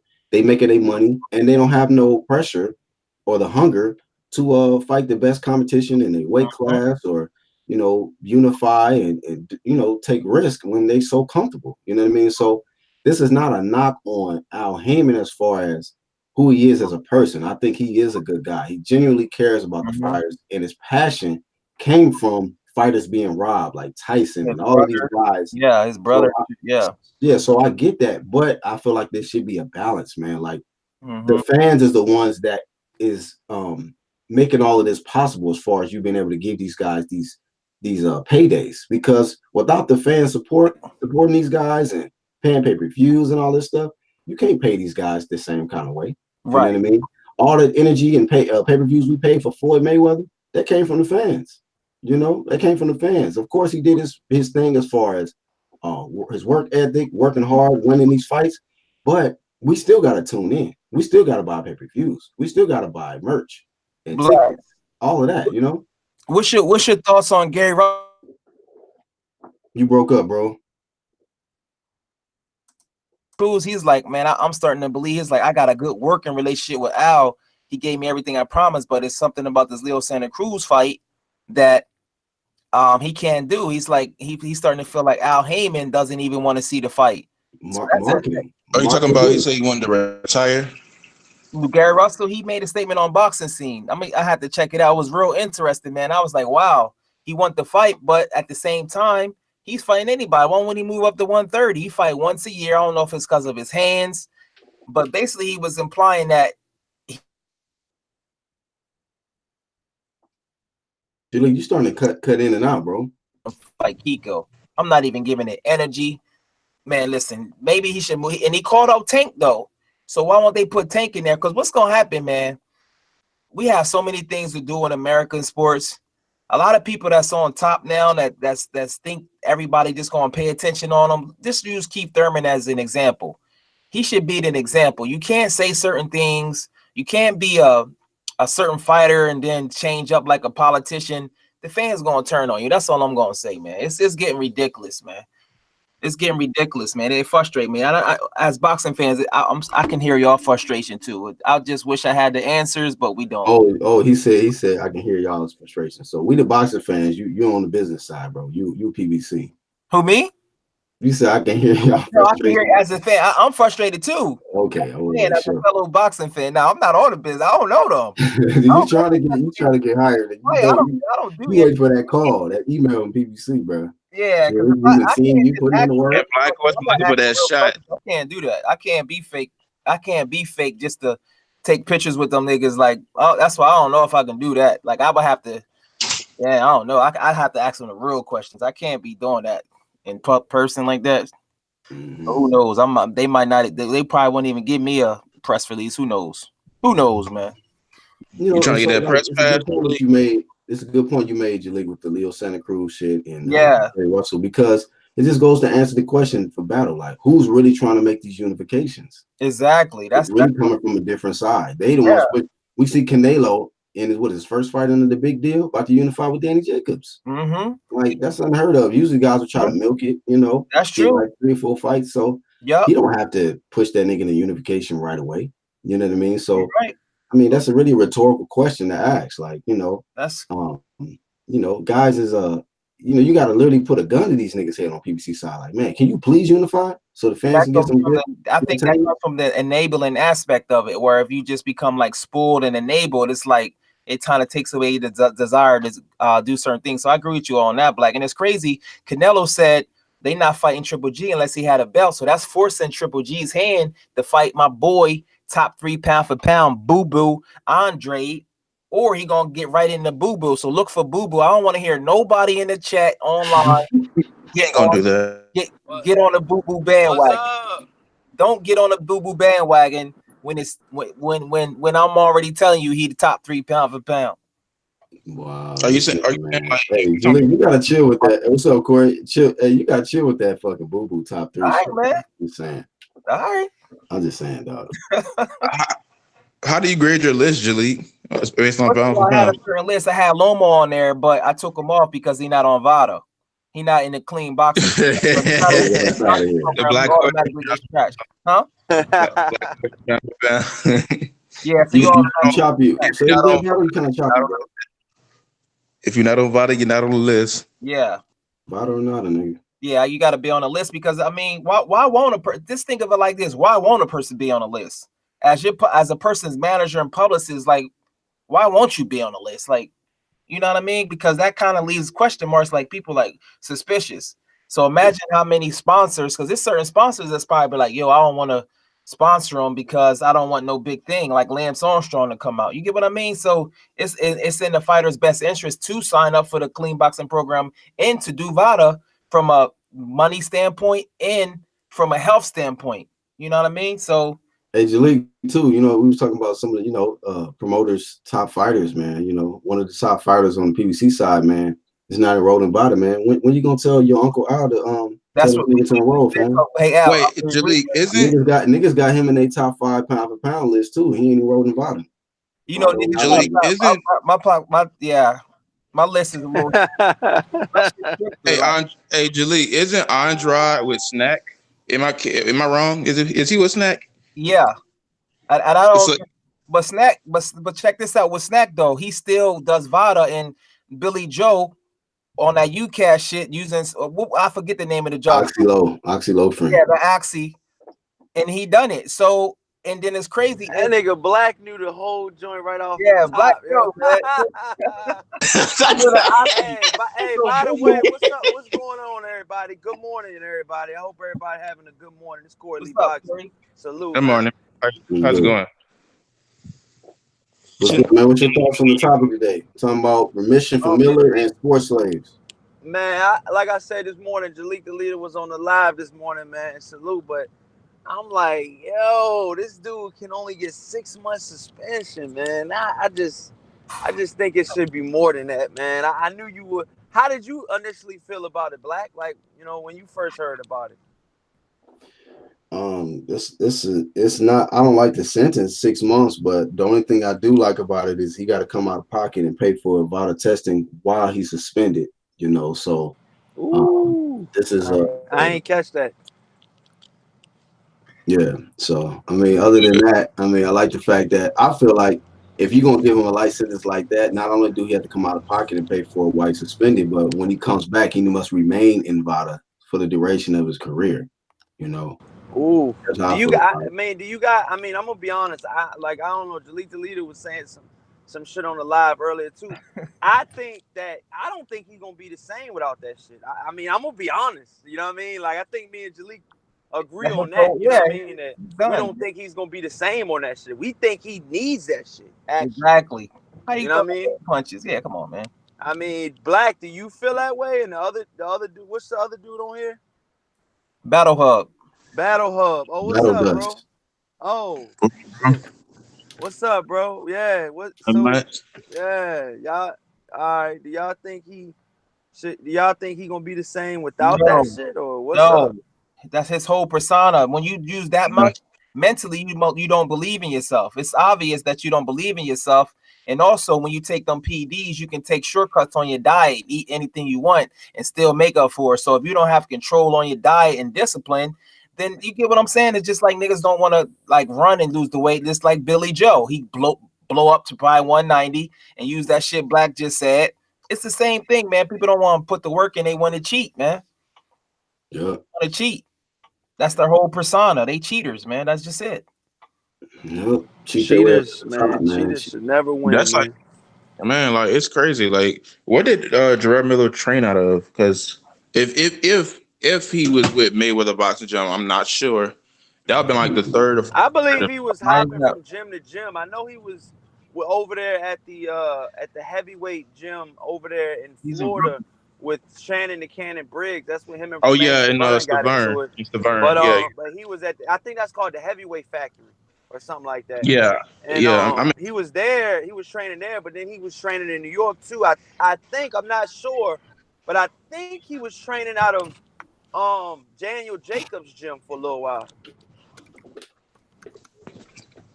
But yeah, I mean, he's setting a bad example, bro. It's just like, because I thought I was on to something, like, because like if he came out of the Mayweather boxing gym, that'd be like the fourth fighter to pop positive. But since he's not, I guess that's not him.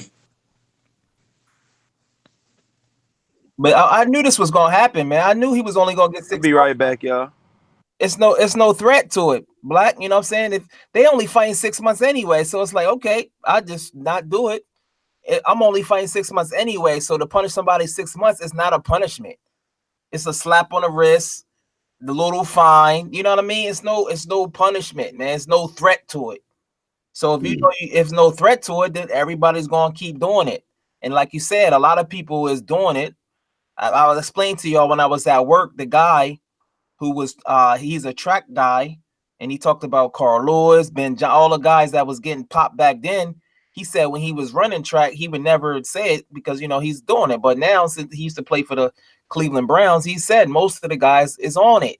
Most of the guys, the top people that you see is on it, but they constantly beat the system. It's like a cat and mouse game. So, I mean, and that's the dude that said, if you see niggas, grown men starting to get braces, because I heard steroids do something to your jaw. He said you got to be on the lookout for that, which I don't know how true that is, but that's the guy that said that. Wow. What did Miller pop dirty for? Everything. Man, he got the C-Dub. He got G-Dub, 1516. Yeah. PPO, and that stamina shit. That's, man. And HGH. He really shooting his stuff up with something. Come on, man. That's like bodybuilder niggas. Like, come shit on. That shit that had crucial side effects, man. He could have got cancer from all that shit he was doing. Exactly, man. Didn't even give a fuck. We'll see about that, man. But yeah, I'm gonna be honest. Hey, Black. Yeah. I think you and Battle gonna have to battle on something, man. Nah, nigga. I think y'all gonna have to battle on something because you like hyping niggas up. You do what you do. You ask the questions and slow it down. Battle was that nigga was already stuttering, bro. I didn't even go in on it. He was already stuttering on that last. Battle don't duck no fades, man. He don't duck no fades. Right, but he got a bunch of L's with me. UGC don't battle people who ain't with Vada. You know the deal. If you ain't with Vada, nada. Yeah, so if you weren't willing to get tested, nigga. You see how quick he answered. You see how quick he answered what Terrell Miller popped for. He heavy on that Vada. You know what I mean? You gotta come clean, nigga. It's natural shit over here, bro. Get in this ring, you gotta be ready. You know what I'm saying? Juicing up, you're gonna be on. Does it say Vada or nada? Say again. Nothing, bro. Go ahead. Oh, I didn't hear you, man. You've been eating the whole time you've been on live stream, bro.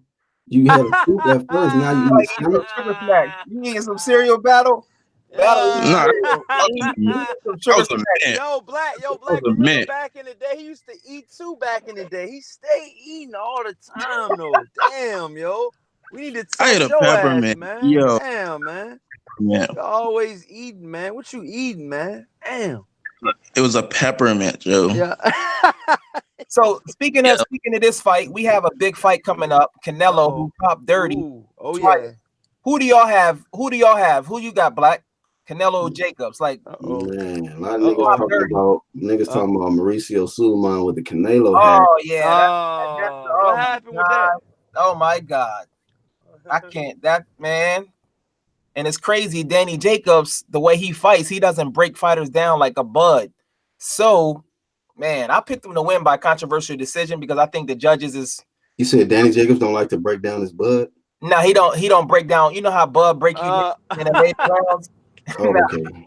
you know how he looking for something. you know how Bud break his fighters down, and then in the 10th round he can I get think them out Vada test for that too. Danny doesn't really break his fighters down like that. Go to the body and Mm. break them down. He usually just knock you out, and it's usually early.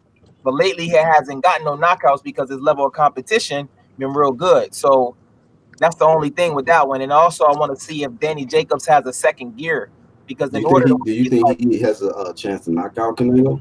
he does have a chance, but I think both of their power is overrated. Because who has he knocked out since he hasn't knocked anybody out since the what's his name, Quillen. Peter Quillen, yeah. Yep, or maybe Canelo, when was last? It was Conor No, I Canelo's think last knockout. his power is legit. He's just too inconsistent. It's like he don't know how to use it. He don't know how to use it. He doesn't use it. He don't know how to use it correctly to break you down. Because if you got that much power, because that's why I say some people with less power can get more knockouts because they know how to use it. Yeah, and that's the thing. And that's the like bottom line, because Arthur Abraham has a really hard touch, but he just gonna block all day and he ain't gonna get his shots off. So like if you see how he knocked out what was that guy? Was that Jermaine Taylor? Hold up. No, it wasn't Jermaine Taylor. I think it was, yeah, Edison. No, I think you're talking about Carl. I think it was Carl Froch versus Jermaine Taylor. No. I'm talking about Arthur Abraham knocked out. He did knock out Jermaine Taylor, but in the second rematch, after he got his jaw broke by Edison Miranda, he stopped him. I don't know if that's the fight you're talking about. Shoot, let me see. Let me look it up. I think it was Edison Miranda. Dude threw like an uppercut and he just fell like straight back. Let me see. How many snacks you eat today, bro? Everything been tested by Vada. You don't need to worry about that. You in the snack program, nigga. What's up, Lawrence Williams in the chat? He says Jacobs has. Mike Vada. Hold on, I'll get to you, Battle. Let me see. Lawrence Williams says Jacobs has knocked down his last 3 opponents who was all undefeated. His power is legit. Yeah, but his finishing power, it's a difference. It's a difference. You can knock people down, but if you finishing people, there's a whole new different skill. And how you gonna finish Canelo? Now Canelo do have stamina issues. But that's smart. So but if he can knock him down maybe a couple times, hey, that can make him look good on the points. What's up with Blazing? But homeboy took Triple G shot, so you know he's gonna take his. I got the Danny winning by controversial decision. What's Blazing? What's good, man? I heard he had Adelaide Bird, I think, as a judge, and then you got Mauricio Sullivan with the Canelo hack. Damn, it's not a good look, man. Fight week they letting you know, they subliminally letting you know like who we're rooting for, which is cool. But how can that? Imagine if that's not good, man. I don't like seeing that. I know that's what I'm saying. Imagine if the black dude from the IBF had a Danny Jacobs Welcome to Brooklyn hat on. People be like, hold on, you know what I'm saying? It's just that's why he gotta almost dominate. But I no matter what the judges say, Danny I think gonna win because both of them, their power to me is overrated. Canelo got stamina issues, and he never, if you look at all his big fights, he has never dominated nobody except James Kirkland. That's it. But other than that, he doesn't dominate no one. He's never dominated nobody except James on the top level. Nah, he don't dominate. It's always some type of controversy. Look at Austin Trout. Look at Erislandy. You didn't think he dominated Cotto? Dominate? He won. It wasn't like straight domination. He couldn't. I'll take the same, like where it's just straight up. Yeah. What about when he fought the you're right, Cotto. It was clear, but a lot of times people was like it was closer, but he never dominated. He wasn't like dominant. He went to decision. That's why I'm saying his power is overrated. Cotto started at 140 and he couldn't even stop him. And then he probably was juicing back then too because he looked real swole. You know what I mean? He just when you get caught, that doesn't mean that's the first time that you ever done it. You know what I'm saying? Motherfucker get caught stealing. Most of the time they've been stealing. But I don't know all about that shit. Thieving ass nigga. Let me see. Trying to pull this shit back up. But yeah, man. So I mean, and to everybody on the panel, man, and anybody in the chat too, man. Should this guy Gerald Miller, after this 6 months and coming out of pocket with paying for Vada, should he be forgiven? After all of that time, he come back clean. I don't think he's gonna be the same fighter either when he come back. But does he deserve another chance after all of that? It was some crucial shit he was taking, man. Crucial. But I mean, it's like, damn, he probably already gonna be broke. He didn't get this big pay that he was expecting. He got to pay out of pocket for Vada, and that Vada shit ain't cheap. So we're talking about the whole 6 months. So hey, it's gonna be rough. He gonna have a full. Year, it's not that expensive. I don't think it's only like for the whole year. I don't think it's too expensive. I don't know. It depends on the type of because I know that they said when Joshua pays for the testing, which it's suspicious about that nigga too, because he's not enrolled in the clean boxing program, but he'll use Vada for the fights. But see, the thing about it is I'll be concerned about out of competition shit. But he be paying, the thing they said it's like $30,000 for his opponents, because like he'll pay for his opponents to get tested if they're not in Vada. So like I think he paid like 30 G's for Miller to be tested, and they were showing him I think like once or twice a week or something like that. So they must have just pulled up on that nigga like skirt. As soon as that nigga did the HGH, because that's out of your system within 24 hours. They was on that nigga. He probably just took the needle out his ass. Like, hey, excuse me. What are you doing? I don't think Jacob's gonna. I'm sorry. I don't think Jacob's gonna be Canelo though. He's just too inconsistent though. Jacobs, he is though. That's the only question. He's just way too inconsistent. And then like a lot of times he won't listen to his trainer. Nobody think it's gonna be a stoppage though, huh? Nah, ain't no. I don't think it'll be a stoppage. Canelo don't have power like that. He ain't power. I think Canelo has power when it's necessary. I think if somebody were to fight Canelo and they were to pressure him, the only fighter who would probably go 12 if they were to pressure Canelo was Triple G. That's the only fight I think would do it, unless he moved at the 168 unless he fought like somebody like a Benavidez or he moved at the 175. But I think nobody would actually beat Canelo in a slugging match. Nobody in go 12. The only person I think would go 12 would not even Jerry Hurt. I don't think he would. I don't know about that. I don't know about that battle. He has a chin. He has a chin, but I don't know if he can take back. His stamina crazy though. His stamina crazy. Just imagine that 160, he's gonna really have stamina. Those 6 pounds. True.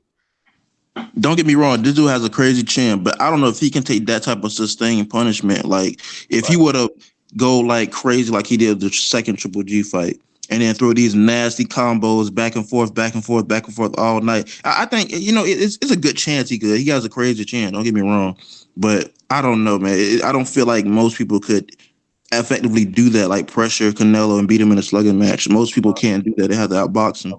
I think Herb might get him. I think Herb might get Canelo, man. I fucks with her. I'm gonna be at the fight next week. Oh man. There. Listen, I think Herb. Yeah. You mean Jacobs? Oh, I'm talking about Herb versus Canelo. That's what we talking about, right? No, I mean, that's what we started off. But I thought you were talking about. Oh yeah, I'll be at the fight next week, the Herb J-Rock fight in Georgia. Oh, okay. I'll be at that fight, yeah. And yeah, like it's just, I think just personally, like Canelo is just, I think he's just a little too skilled for Jacobs, and I don't think he's going to win controversially. I think he's going to win, a good decision, and Jacobs is going to have some good spurts in there, but he's not going to win. He's just too inconsistent. His mind's all over the place, and I think Canelo is just going to pick his spots very effectively. He's a shorter guy, but he's going to pick it effectively. My thoughts is like Danny Jacobs controversial. When I say controversial, some people gonna think Canelo won, some people gonna think Danny won, but the judges, in my opinion, is gonna give it to Danny. Which imagine what that does for the zone as a group. If the zone Eddie Hearn has 3 of the belts, that's good for their company. Not only that, the rematch will do very well. Well, I got Danny by controversial decision. I got Canelo winning. I think Canelo is gonna be too much for Danny Jacobs. He, I believe he can. I truly believe that Canelo could possibly outbox Jacobs. You know what I mean? I know he's learned a lot in the Mayweather, Laura, and Austin Trout fight, and a couple other fights that he's been in with just pure boxers. His resume is one of the best resumes in boxing. You got to kind of give, Canelo respect in that aspect. And you know, some of those people would say that, you know, the Triple G fight was controversial, which it was. You know, I think that first fight could have went either way, man. I think Triple G could have possibly got him on that first fight. That second fight was a little bit more clearer, meaning that, you know, Canelo won, I believe, a little bit more clear. Like, you know, but both of them were definitely, you know, really, really hard to score fights. Not only that, I just feel that both fighters, you know, Jacobs and Canelo, you know, right now I believe they're in the prime of their career. You know, I don't think either Are one you is. going with Canelo? Huh? You going with Canelo? You sound like you sleeping or some shit. Who you going with, Canelo or Danny? Yeah, I said Canelo. I said I'm picking Canelo in the beginning. I got $100 bet on Canelo. You sound like you got some built in. Corey Lee likes Corey Lee has got Canelo on his pound for pound list, man. Oh, you do? Number one? Never dominated nobody? Hey, y'all Battle, wildin', man. Battle. Who is he not on your pound for pound? Who you have ahead of Canelo? I mean, it kind of for ethical reasons I can't put him up there because of He's testing like positive. stuttering. What's going on? say? You good or? Ethical reasons. Canelo like 6. For ethical reasons, I can't put him on there because you know, like testing. Yeah, like yeah, because he tested positive for like drugs twice. So I think, you know, I just for ethical reasons I can't put him. I mean, you know, he did his time. He did, but you know, You gonna as far hold as grudges ethical, for So if everybody? he wasn't, Or? I see what he's saying though, because if he wasn't on those PEDs against all them other fighters, what would have happened? Like you said, most of the times when they get caught, it's not their So first. what about if he beat Danny Jacobs? On PEDs, if you struggling on PEDs, how you the top of the pound for pound? Come on, man. You struggling. You barely beating people on controversial position with PEDs. Come on, man. Come on. Hey, so battle. We know he's enrolled in Vada, right? If he beats Danny Jacobs, right? We're talking about clean, fair, and square. What do you put him on a pound for pound? We talking about 3 straps. I mean, I don't know if I can still put him there. I would personally, I would say Canelo just did his thing. I would be like, Canelo is the man. Like as far as like beating Danny Jacobs, he would have a lot of good wins. But even then, it would just discredit a lot of things he done for me. Even then, because he still has a lot of asterisks as far as his wins and the drug testing popping positive, and I don't know, ethical reasons I can't put him up on my pound for pound list. I try to do it where fighters are clean. Hey, main man, bruh. What? This man just dropped a bombshell. This man said her conquering 160 easy work. Nigga, what? I guess absolutely not. But I mean, if he has, wow, I was shocked to hear that from main man. He said he conquering 160. Damn. Okay. Who he said? Jared Hurd conquering 160? Not 154. He said 160. Wow. Hey, Jared Hurd is a good fighter though, man. I mean, I ain't trying to be biased, but people sleeping on him, man. He's just a good fighter. You know what I mean? And this lady was ready to give me a goddamn. She was ready to give me a ticket. I'm glad I'm in my car, yo. But yeah, I mean, I just think Jared Hurd is one of the best, man. You know what I mean? He's all about clean boxing.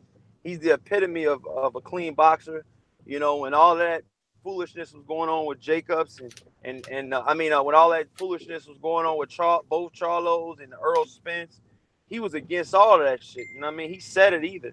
I mean, he said it too, you know. So, I just think, Hurd, I just think he only has a couple more fights at 154, and then he will be moving up to 160. So he will be able to test himself with some of the best. But like, Eddie Hearn has said, man, the Zone and all them, they got all them belts, man.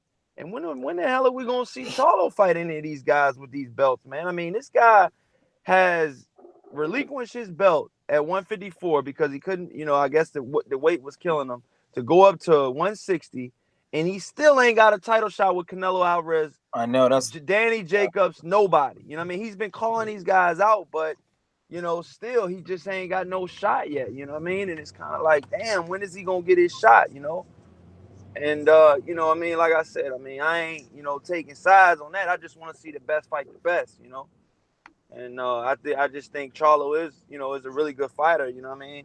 And how will we know how good Charlo is if he never gets that opportunity? That's true. And that's all I gotta say about that. Jalik, is your Uncle Al gonna allow him to fight on the zone? That's where that real work is at, bro. Let me talk to my sources. I get back to you on that. Yeah, okay. No. Main man said, who beats him? I mean, bro. I told y'all niggas, man. I'll tell you. Okay, if Canelo is actually, man, I just can't jump off that ledge. I mean, I like her. He is a clean athlete. I think he's the best. I can't even name Triple G anymore because I can't even name Triple G anymore because he's determined not to fight anybody else after Canelo. I'll say Canelo. That's a tough fight for her too. It is, but he's not determined to fight anybody else after Canelo. So Canelo would beat him. Who else?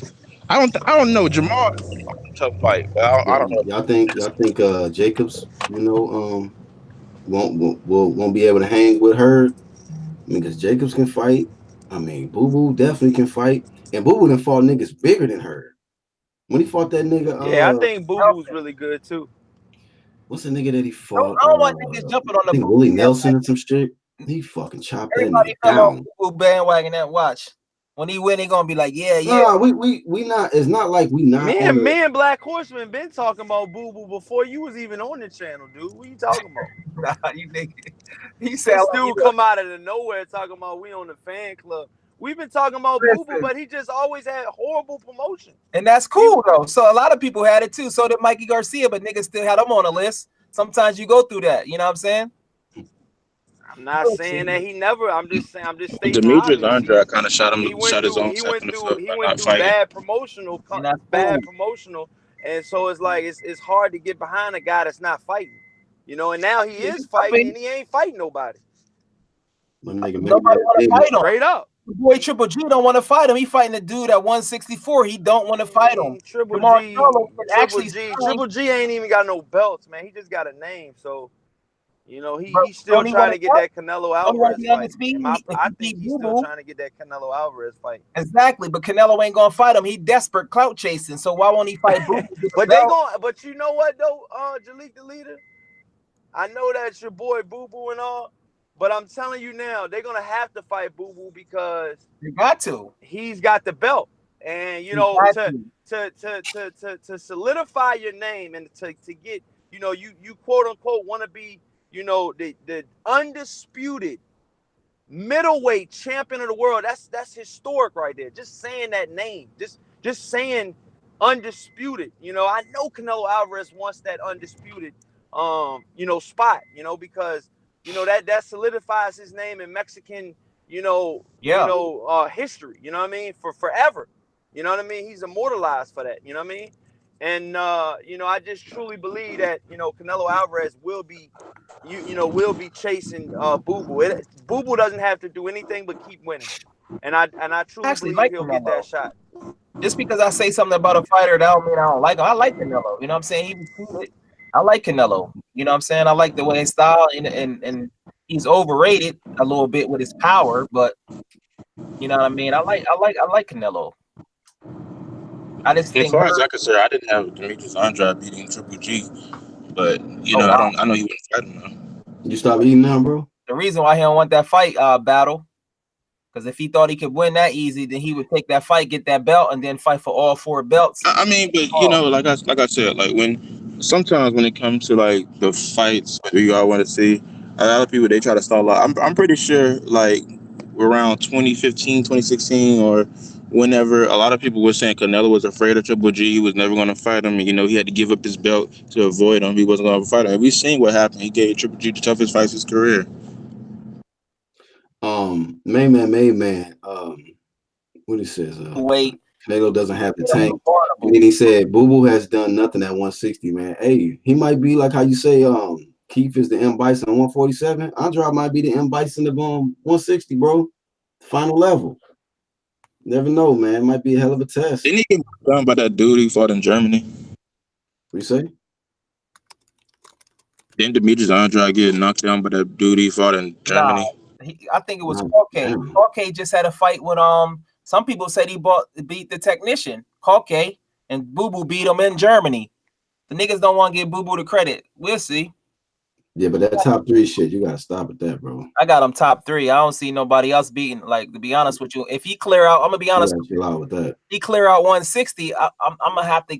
I'm gonna have to put him at number 1 over my nigga Bud. You said he clear out 160, got put him number 1.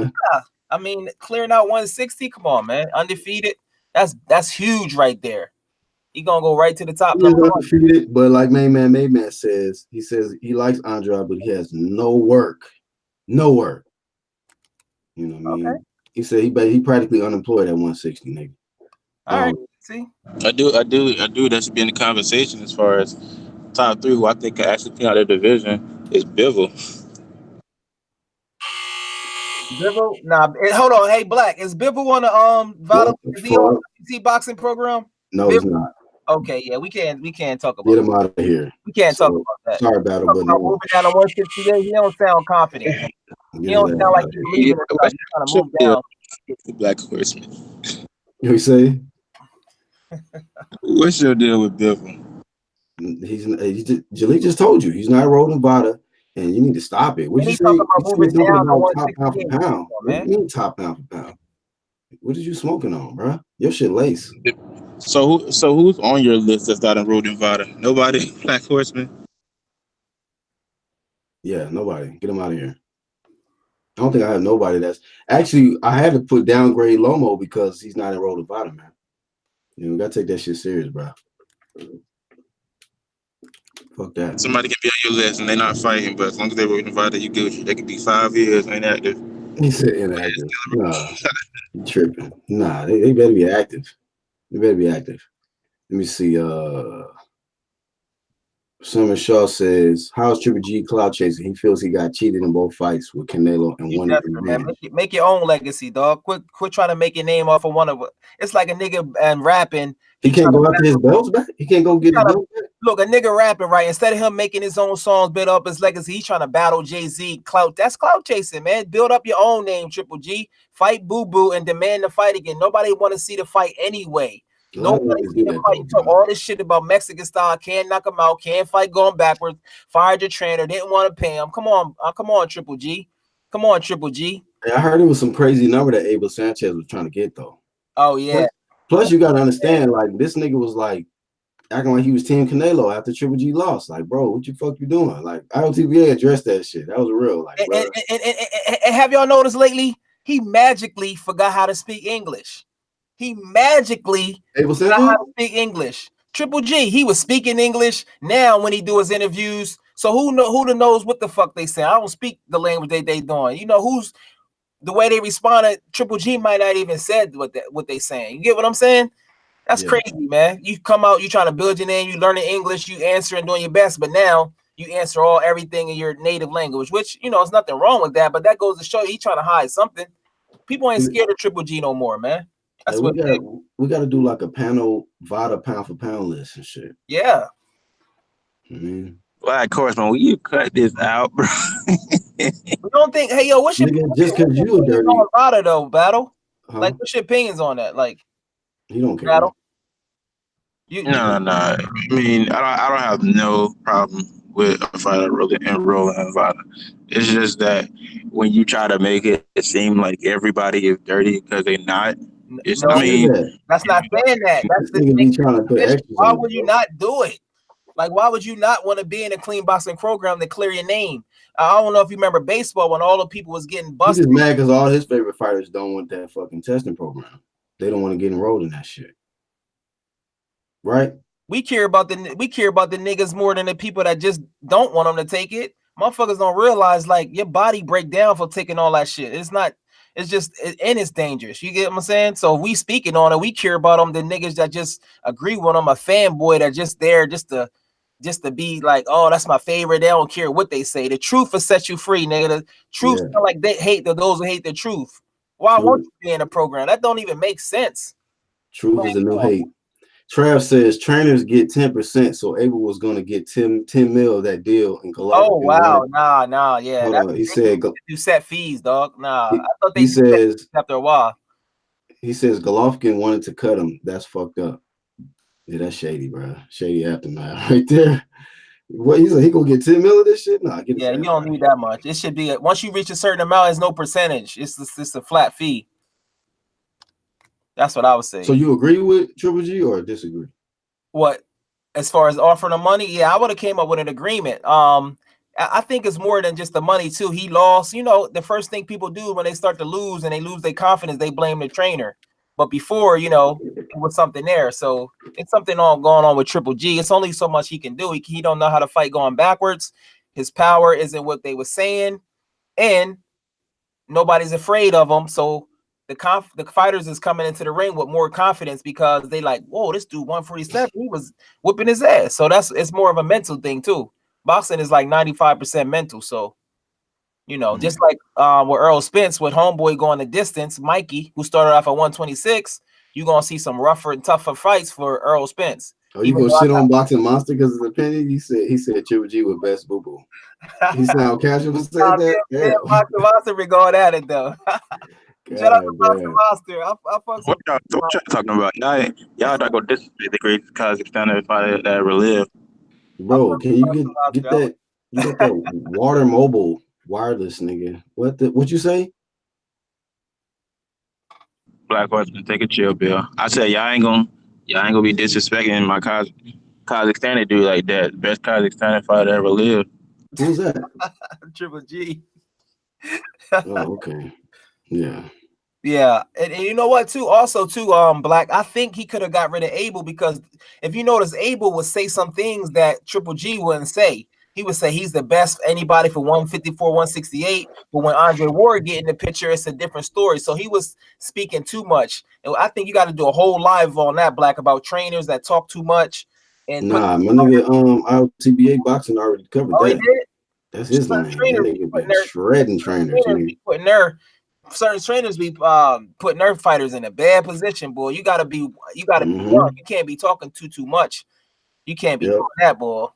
Shit, Corey even dressed that like niggas be trying to don't want to stay in their lane. Like nigga, you just a trainer. Stop trying to act like you the superstar. Confident. Yeah, you gotta be confident, but you can't be speaking crazy stuff because people gonna check you on the internet. It's different. Do you think trainers can clout chase? Yeah. Triple G was calling out Floyd at 147 because, like I said, but then when Ward was there, he didn't want to fight him, and then he was saying the thing about black fighters don't sell, and then he didn't want to fight Jamal Charlo. He said he don't want to take that fight. You know what I mean? It's just certain things that he was saying, man. So I can see why Triple G was like, you know what, I'm gonna get rid of him. He don't want to fight Jamal Charlo. Everybody would love to see that fight. That's why I think from the outside looking in, I don't know what they making. It looks like Jamal Charlo signing with the Zone is the best thing for him. That's what it looks like. So on the outside, he has a chance for make great money and be undisputed. So do you have that same energy with Deontay Wilder? It's a different situation. When didn't Jamal? It's not the same, dog. So that's not the best situation for him. Not, man. Didn't Jamal say that? Take it, man. Undisputed. Big time payday. Because they gonna make pay-per-view. AJ Wilder is the biggest fight in boxing besides Spence and Bud. We agree with that, right? Yeah. Yeah. I mean, but I already know that pay-per-view. I already know Wilder and Joshua ain't gonna happen. Oh, it ain't gonna happen, bro. All right. I want to be wrong, but I know I'm right. All right. I'm right on that. We can do it. Yeah, all right. I think that fight gonna happen in the fall. We can do like a friendly bet, like give the money to charity or something. Bet something. I really believe that fight gonna happen. What, bet that the fight is gonna happen this year? What I'm about to say. Unless it's some mandatory shit, I think they're gonna. He was talking about, hey, let me get some fight money for this fight and this fight, and then Eddie Hearn had like comment on. He replied to him. He was like, you should come over to the Zone. He was like, your offers are too low. What does nigga say? Mute, nigga. Fuck. You guys don't remember that? What is you saying, bro? You wasn't clear. But we missed it. I mean, what? Jamal was saying Eddie Hearn's offers are too low to go to the Zone on Twitter. A few days ago, I was listening to somebody's interview. They say he doubled the money. The money is going up though. You know what I'm saying? That's what Eddie Hearn said. PBC is ducking paid nigga huge paydays, man. They just don't want no work over there. You can't just say PBC. You can't just say PBC is ducking if we already know that they're getting paid. Tank got offered a lot of money. Okay, I mean, you saying that they? All right, go ahead, make your point. No, I'm just saying we can't just say that they're like ducking the smoke with the best competition if we already know that they're going to get paid like really good just to fight. You know, on Al Heyman's side, like just as far as PBC, like yeah, but that's it. That's it. They're gonna get paid good, right? But we're not gonna see these niggas get no work in. You know like how Main Man earlier said about Demetrius Andrade, no work. These niggas is getting in no work, bro. No work. So Black, who is Danny Jacobs signed to? Who's he signed to? I think I don't know. Is he doing a deal with the Zone? This fight is on the Zone, but I know you say he's advised by Al Heyman, right? That's what I'm saying. He's advised by Al Heyman. Jesse Vargas is advised by Al Heyman. They just fighting on the Zone, and exactly. So you know what that brings us back to? These coward ass fighters. Yeah, that's what I'm saying. These coward ass fighters is turning this shit down. So niggas, like you said, bro, they be taking advantage of Heyman, trying to use his ass like, you know, he's preventing this shit from happening. I think a lot of these guys is using Heyman as a fucking scapegoat.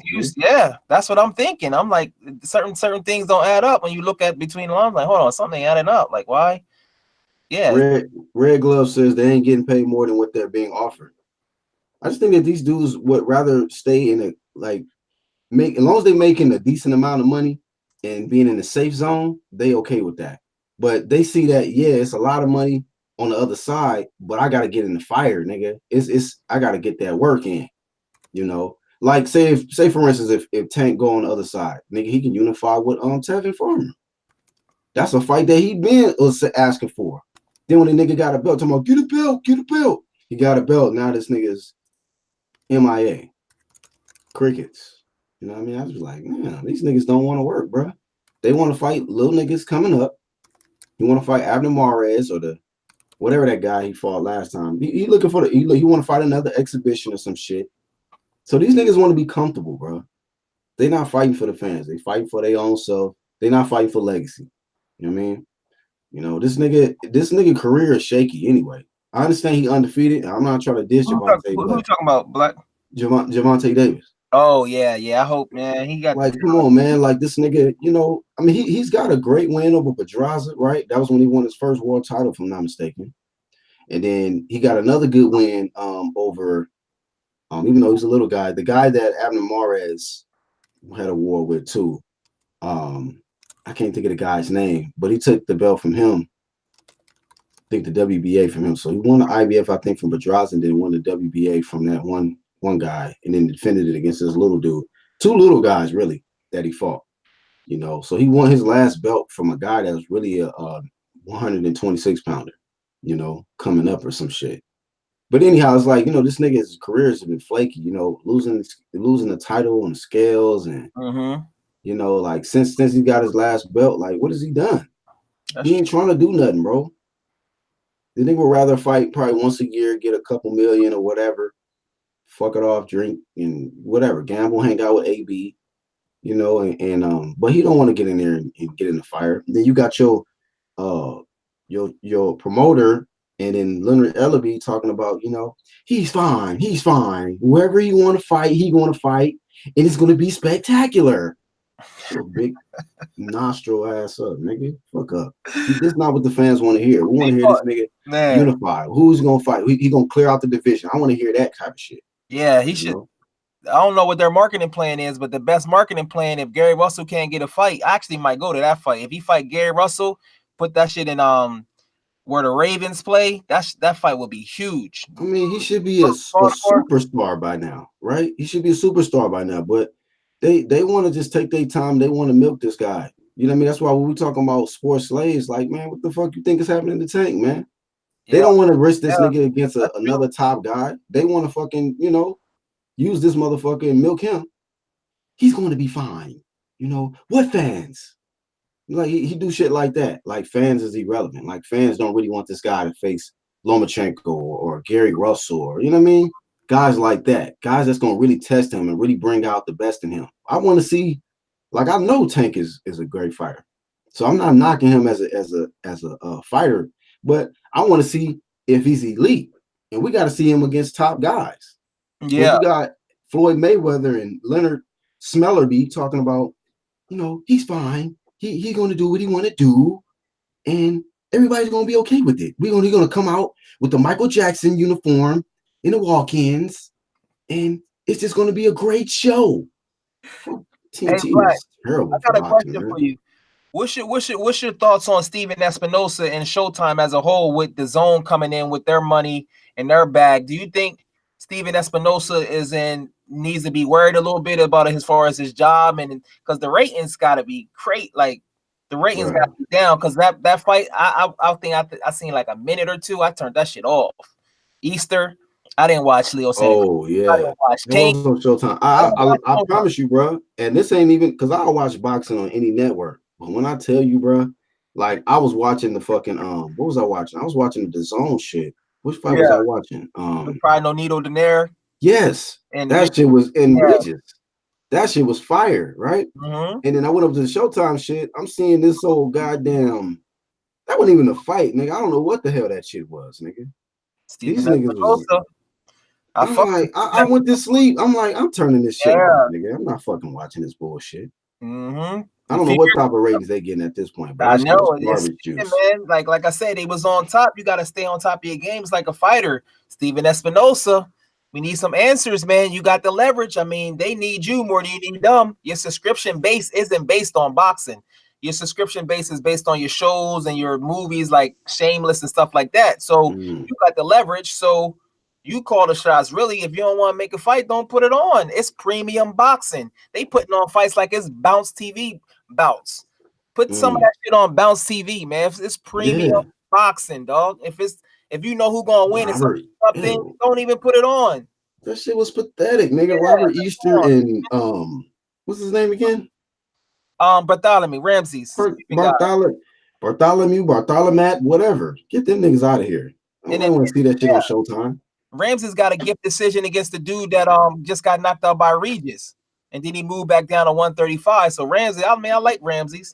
You know what I'm saying? I wish all fighters the same. Like, these are opinion. I want to say, I didn't like none of that shit I saw. He's not entertaining. I saw him in person and he got his ass beat. I'm trying to think of what fighter he fought. He was on the undercard of Mikey and Libanez. I saw him fight in person. He got his ass beat too. Because they don't want to. They be double talking because they don't want to speak their mind, because they don't want certain people to not like them, certain channels to not like them and appear on certain sides. But the truth is set you free to speak your heart. You don't have to agree with everybody. It's not no like I don't agree. Y'all see, I don't agree with Black, and I had to body him a little bit. But stop, nigga, you better get that shit the fuck up out of here. You better get the motherfucking thing. This nigga Trash says, wasn't that you smashing that white paddle fingers? I heard that show was amazing, dog. I heard that show was good. Somebody told me about that show. Man, Angel Santos says Easter versus Bartholomew was a good sleep aid. Niggas I got a good ass nap off that. Yeah, I went straight to sleep. I can't watch that fight. And then sit up in there. Fight next. If he fight Gary Russell, I'll watch it. Or if it's a good opponent.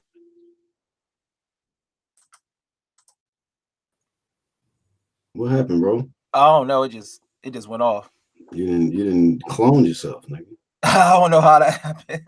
Just clone yourself. But shit, man, that shit Easter versus Bartholomew, man, that shit was like a faint match. Yeah, I can't watch that. Fainting each other to death. Like, I can't watch that, yo. You're not gonna get a knockout by fainting each other, bro. Yeah, it's like they both need to move up and wait, man.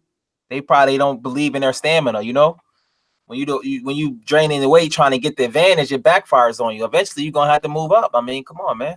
Believe in yourself at the higher weights. Dude you see how tall he is, Easter? Dude is like 3 inches taller than Earl Spence. About 3 inches taller. It dude like 6 feet, yo. He like 5'11". We're like the same height. I met him in person. We're like same height. Oh, you did? Oh, I never met him. Oh, okay. I never. Yeah, I was like, yo, this dude is, man. I'm like, dude, move up to 140 or 147, man. Come on. That nigga starved himself to still make 135. Like, do you think he need a new trainer? That's what a lot of people saying. He needs a new trainer. Do you think it's his trainer? You think he need a new trainer? He just switched back to his dad. Yeah, and he had cut down. Yeah, man, I mean, I'm not trying to knock, them Ohio trainers, nigga, but hey, all them niggas are kind of falling off, man. AB fell off, Rasheed Warren fell off, Easter, You know, you need to do something. Do something different, man. Yeah, I think a good trainer for him would be Derek James with that style, because Derek James are like with the For jab. Easter? Yeah, for Easter, because he's tall, he can use the jab and break fighters down, go to the body, kind of similar how Charlo and what he does with Charlo and with Earl Spence. I think it's kind of what you had already said. I think he just can't. He's just not good at 135 no more, man. He needs to just take the chance and go up. Yeah, I don't feel like he can maximize his full potential. Mm-hmm. Then at 135, he just look like he's malnourished ass. Exactly. Move up to 140. Get Derek James or somebody. I don't know who else. Nigga trying to go in there whooping niggas' ass off a rice cake diet. That ain't gonna get it done. He probably don't got no stamina. That's why he can't throw as many punches, because he's like, man, I don't want to tire myself out in the later rounds. So yeah. Let me see. Salmon Shaw says, I thought Cunningham was in Easter last camp. He was, but then not time. Yeah. Yeah. Hello? What's up, bro? Yo, what's good, man? Yeah. What'd you say, Jalik? Jalik? Huh? Oh, I thought you said something. No, I was like, Dr. Blick, what's good with you? I ain't talked to you in a minute. Yeah, it's been good. I actually got curious yesterday. I saw the Barry Hearn comments because everyone was making a massive deal out of it. Yeah. So I watched the clip, and in my personal opinion, I feel like everyone's kind of over exaggerating.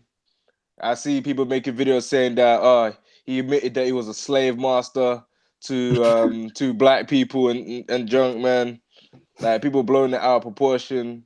In my opinion, I saw it as him referring to how boxing was run back in the day and how the fighters work for the promoters, and how it's changed now, where the promoters are working for the fighters. Exactly. The fighters have more control than what they did back then. They make it less. Yep.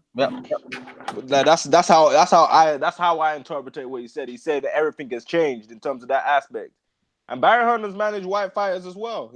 It's the fact that he's white and nobody likes Eddie Hearn and nobody likes Barry Hearn, so they're just gonna paint it how it seems. And they've already said that narrative, especially with Wilder saying that that Eddie Hearn is just a white man milking a brother. Mm-hmm. Even though I gotta keep it honest, man. Even though I like Deontay Wilder, isn't Shelly Finkel doing the same thing when Wilder's trying to speak on why he turned down the 120 million? Shelly came in and spoke for him. That's not a boss type move, man. So you gotta keep it a buck. And every time Tank talks trash, when he's with Floyd, he has his head bowed down, not saying nothing. Floyd speaking for him. He has no control. He can't fight who he wants to fight. He can't go anywhere. He can't do anything. He's stuck under that Floyd deal. And same with a lot of fighters as well. They're stuck under that deal where they can't do anything. And you could say the same with the situation that Crawford's in with his deal, and how they did fighters like Nicholas Waters dirty in terms of putting him on the shelf for a year. So it's not just Barry Hearn. It's just how boxing promoters have been. Same with Don King as well. Don King's been doing that for years. That's true. But no one cared because they were getting the fights they wanted to see. Right. So I don't understand why people want to act like they want to be for the boxer when in the past you weren't really for it. You're just for the selective boxer. You can't say you're pro-black and then bash Crawford. You can't say you're pro-black but get angry at Gary Russell for saying that I think Al Heyman doesn't want me to fight Leo Santa Cruz. Like, it's selective, man. They're not supporting all black people. They're supporting fighters from certain areas, whereas it could be Texas or where it could be other areas in general. It's selective, man. Right, so I don't understand how anyone could get offended with what he's saying, because what he's saying was true. Boxing was even more corrupt back then in terms of how much the fighters were getting paid.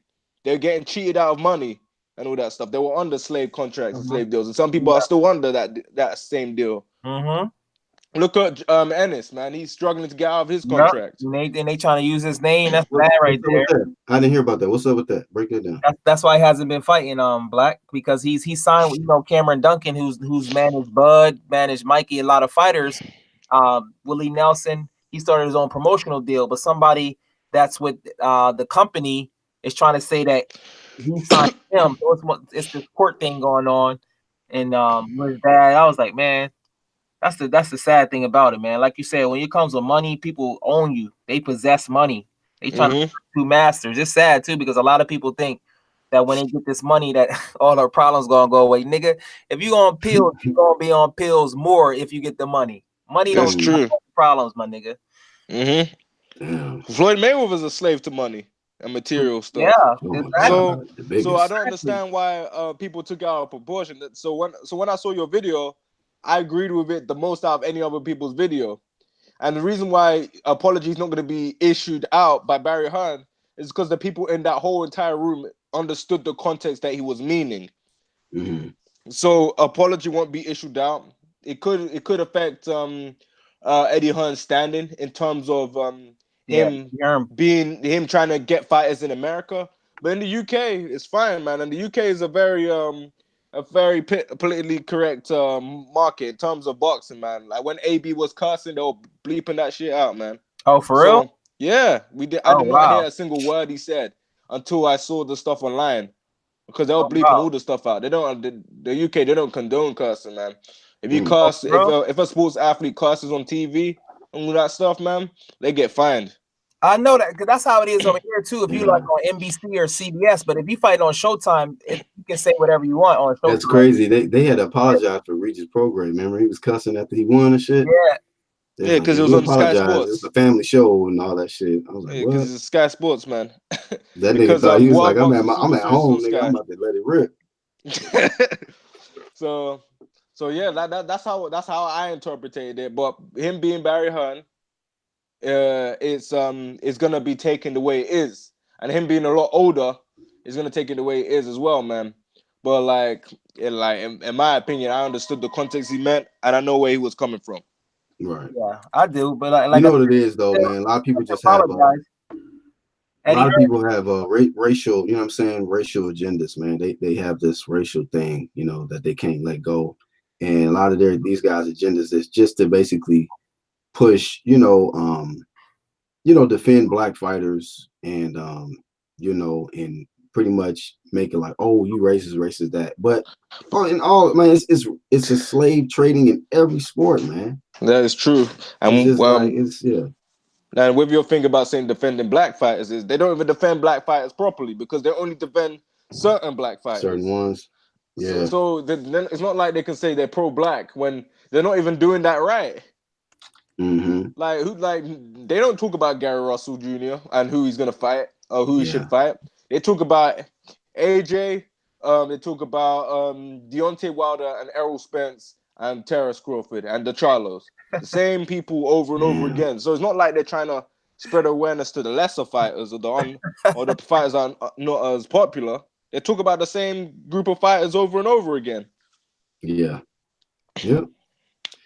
Yeah, that's true, man. That's true. I agree. So I mean, that's why I like, you know what I'm saying? I waited, I uploaded the video today. I knew there were certain ones like that was going to definitely, blow this out of proportion and just focus on and basically they made it racial when he was talking about slave. He was talking about the business of how they used to do the shit.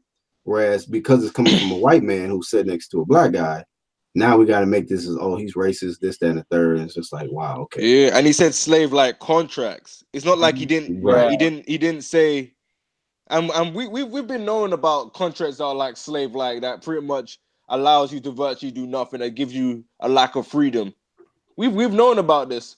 But the fact that he's Barry Hearn and he said the word slave is what got people annoyed. Right, sensitive about that word slave. And then both guy was black. So you know what I'm saying? Because if both fighters was white, then it would have been less. Like if that was like David Price and David Allen, or whatever, it was done. So that's a sensitive subject. He should definitely apologize. You know what I'm saying? To clear his stuff. Because that is true, man. But my thing is this: if he does apologize, man, it's not like it's gonna be a forced apology rather than him being genuine, because he's not gonna change the way he actually truly thinks in terms of him saying that analogy. That's true. Not only that, no one's gonna accept his apology. Right. We know the black, certain channels they gonna accept the shit. Black fans and stuff, they not the ones that see mostly, especially the ones that's offended by that word. Slave, they're gonna automatically make it like it's think about goddamn 400 years ago and all this shit. Whereas it's a slave situation and so many different things. Going to your job is a slave situation. So I mean, you know, it is what it is. Whether he apologizes or not, I understand it. You know, it would be cool maybe if he does come out and apologize. But like you said, man, even if he does apologize, the people ain't gonna care. Exactly.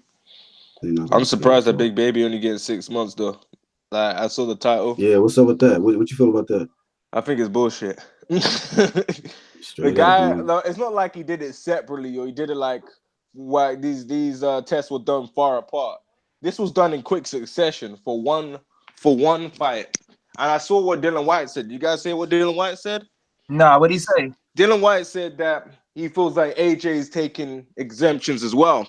And he feels like Big Baby took them PEDs because he's worried that AJ was going into the fight with an unfair advantage. Wow, put that link. I ain't see that. Did he say that on Twitter or he said that? He said this in on a channel, man. He said he that criticized AJ and saying that he's on something, man, and he's getting exemptions. And he said you'll be surprised how there's a lot of fighters that get an exemption for taking certain things.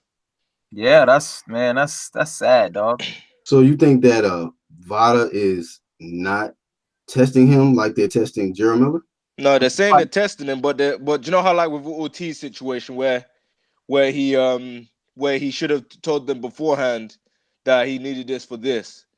They're saying that he's getting chosen exemptions so that he won't have to, so that they're aware that stuff like this is already in his system and it's for this, that, or the third, whatever the reason is. Yeah, that's kind of like homeboy got that. What's his name? Lamont Peterson. Yeah, getting the pass for taking it. Yeah, that's what Lamont Dylan White got a pass for taking what? For taking whatever he's taking. Dylan White accused him for taking PEDs. Yeah, a lot of people were saying it. Yeah, and a lot of people saying he's smaller. I mean, he started taking VADA against Carlos Takam and didn't stop him. The referee and they're saying how early. No, continue. Now they saying the referee stopped it early when he fought Carlos Takam, and yeah, I mean, yeah, that's why he's another person that needs to do it. Loma, Earl, AJ. Those are one of the most popular fighters. They definitely need to get on that clean boxing program in addition to doing VADA for each test because it's only good for you. You know what I mean? So, Dr. Blick, what's your thoughts on the fact that they making this guy pay out of pocket while he's suspended for VADA testing? Do you think that that's a good thing, even though it's a light sentence? No, I think the sentence needs to be more because at the end of the day, man, 6 months for a buck for any other sport, yeah, for majority of sports, 6 months is a long time. But for boxing, it's not a long time because you take into the fact that take into account that they only fight twice a year, especially when you're at the level that Big Baby's on. For the most part, you're fighting twice a year, so 6 months is virtually nothing, man. Within that 6 months, he can still squeeze in one fight, and that would make him at least as active as like a Gary Russell who fights 1 time a year, or as active as a freaking what's his name, Adonis Stevenson when he was fighting at a certain point. Like he used to fight once a year. So 6 months is nothing, man, because you can still look fresh. We need him to get banned to the point that he's at a disadvantage in terms of his career, in terms of his progression as a fighter. Because 6 months, that don't really push him back that much. And I've seen a situation where they're saying that he's willing, that some promoters are going to be willing to work with him still. So it's not like he's losing anything major. Well, so yeah, that's how I see it, man. You think that they don't want to make it longer because of some of the fact that he missed out on the big payday? You think it's because of the money aspect? Like, damn, he already missed a big payday. He's gonna have to pay out of pocket for VADA testing, which really ain't cheap. And they feel probably trying to, like, you know what I'm saying, just be lenient on him. Just for that. That could be a reason, him being lenient on him, and it could be the fact that they actually sympathize with him coming clean about it. For apologizing. You think that they kind of like, okay, that's a courageous thing to do. You know, you kind of confessing that the fact that you made a mistake. He's not making any excuses, man. Oh, he Well, made at first excuses he at the did. beginning. That was some bullshit in the beginning, yeah. He made some excuses at the beginning, but the fact that he's not making excuses no more is what eases the blow, because even there's some people that test positive to this day, and they're still making excuses of how that thing got into their system. Yeah. So the fact that he admitted it could help him have a lightened sentence, and plus he pulled the race card. His promoter or his manager pulled the race card, saying that they're only being this harsh to him because he's black. No, that's that bullshit. Yeah, I mean, yeah, that's not a good look, man. And they compared it to Canelo and all these people, but I think it's this, man. His one was in quick succession, man. Say it again. I said his one was in quick succession. It wasn't like he did it in separate fights. He did 3 different things in one fight. Yeah. Boxing Killer TV said, "What's up, Horseman? You see Miller's promoter on Twitter saying they are going to market him as a bad boy, and he will be fighting in Mexico. What? They probably allow him to fight in Mexico during the suspension, or tomorrow when he comes back?" I put the article in the chat, man. Okay. Trav says, "I don't want him to apologize. No need. I hope he tells him to fuck off." What? Nah, I mean, it'll be the more proper business move will be to apologize, just because you don't want to hurt your business, man. It's still a business, so it'll really affect, fighters, maybe more American fighters signing to Matchroom, in the future if you don't address it. I mean, at least, like Elite said in the chat, maybe Eddie Hearn should probably apologize on behalf of his father or something. You know what I mean? Someone probably address it to him in an interview. Say again? Someone probably ask him in an interview, because one thing I noticed about Eddie Hearn is he allows people to argue with him and debate with him about certain stuff. Other people, man, and this is me throwing shade at the PBC. If you do that to them, they'll take away your press credentials, man. And I've heard getting press credentials for PBC is harder than getting press credentials for Top Rank or even a Matchroom card or fight.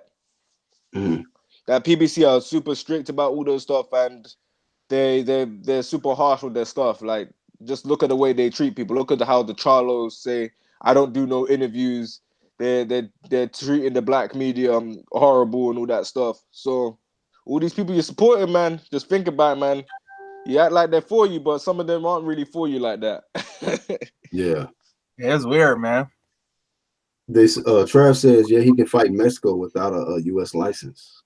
Damn. Billy Joe, he got suspended 6 months and he came back before the 6 months and up. It's a joke, man. He got suspended, came back before the 6 months. It's a joke, man. I don't care.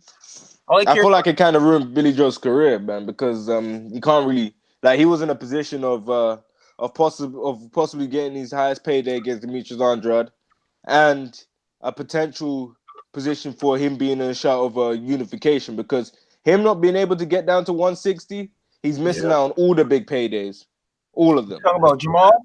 No, Billy Joe. Oh, Billy. He's missing out all the big paydays.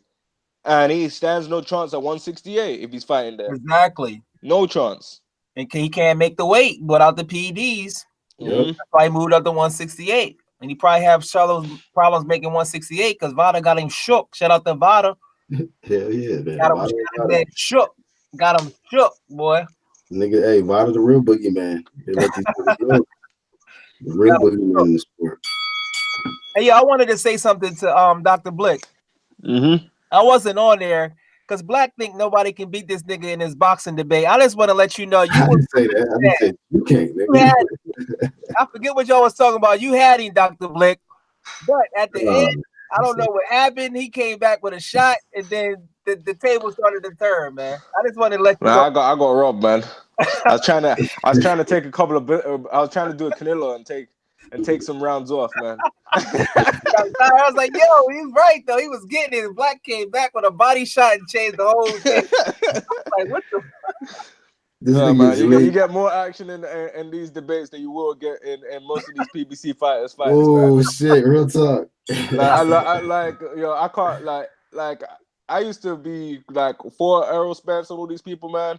But with all these comments and all these stuff going around and saying that he would see Bud soon, my question is, when is soon? When is soon, man? Because at the end of the day, man, we're not getting any fights we want. Like, the biggest fight on paper is the fight this weekend. That's the biggest fight on paper, and that's with DAZN.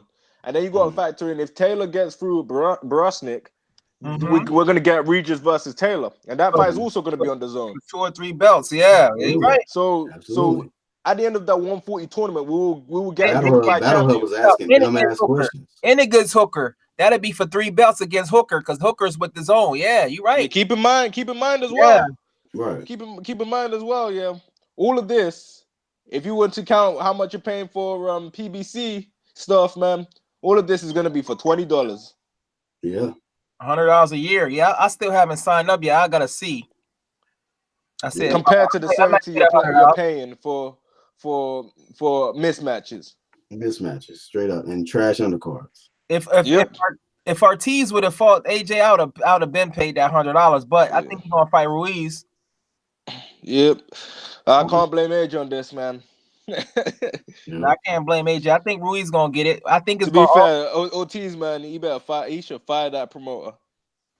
Yeah, if that's true, what happened, he should fire that dude. Something ain't up with that. Somebody gotta be the fall guy, man. Yeah, that's weird. I'm telling you, that dude needs to get.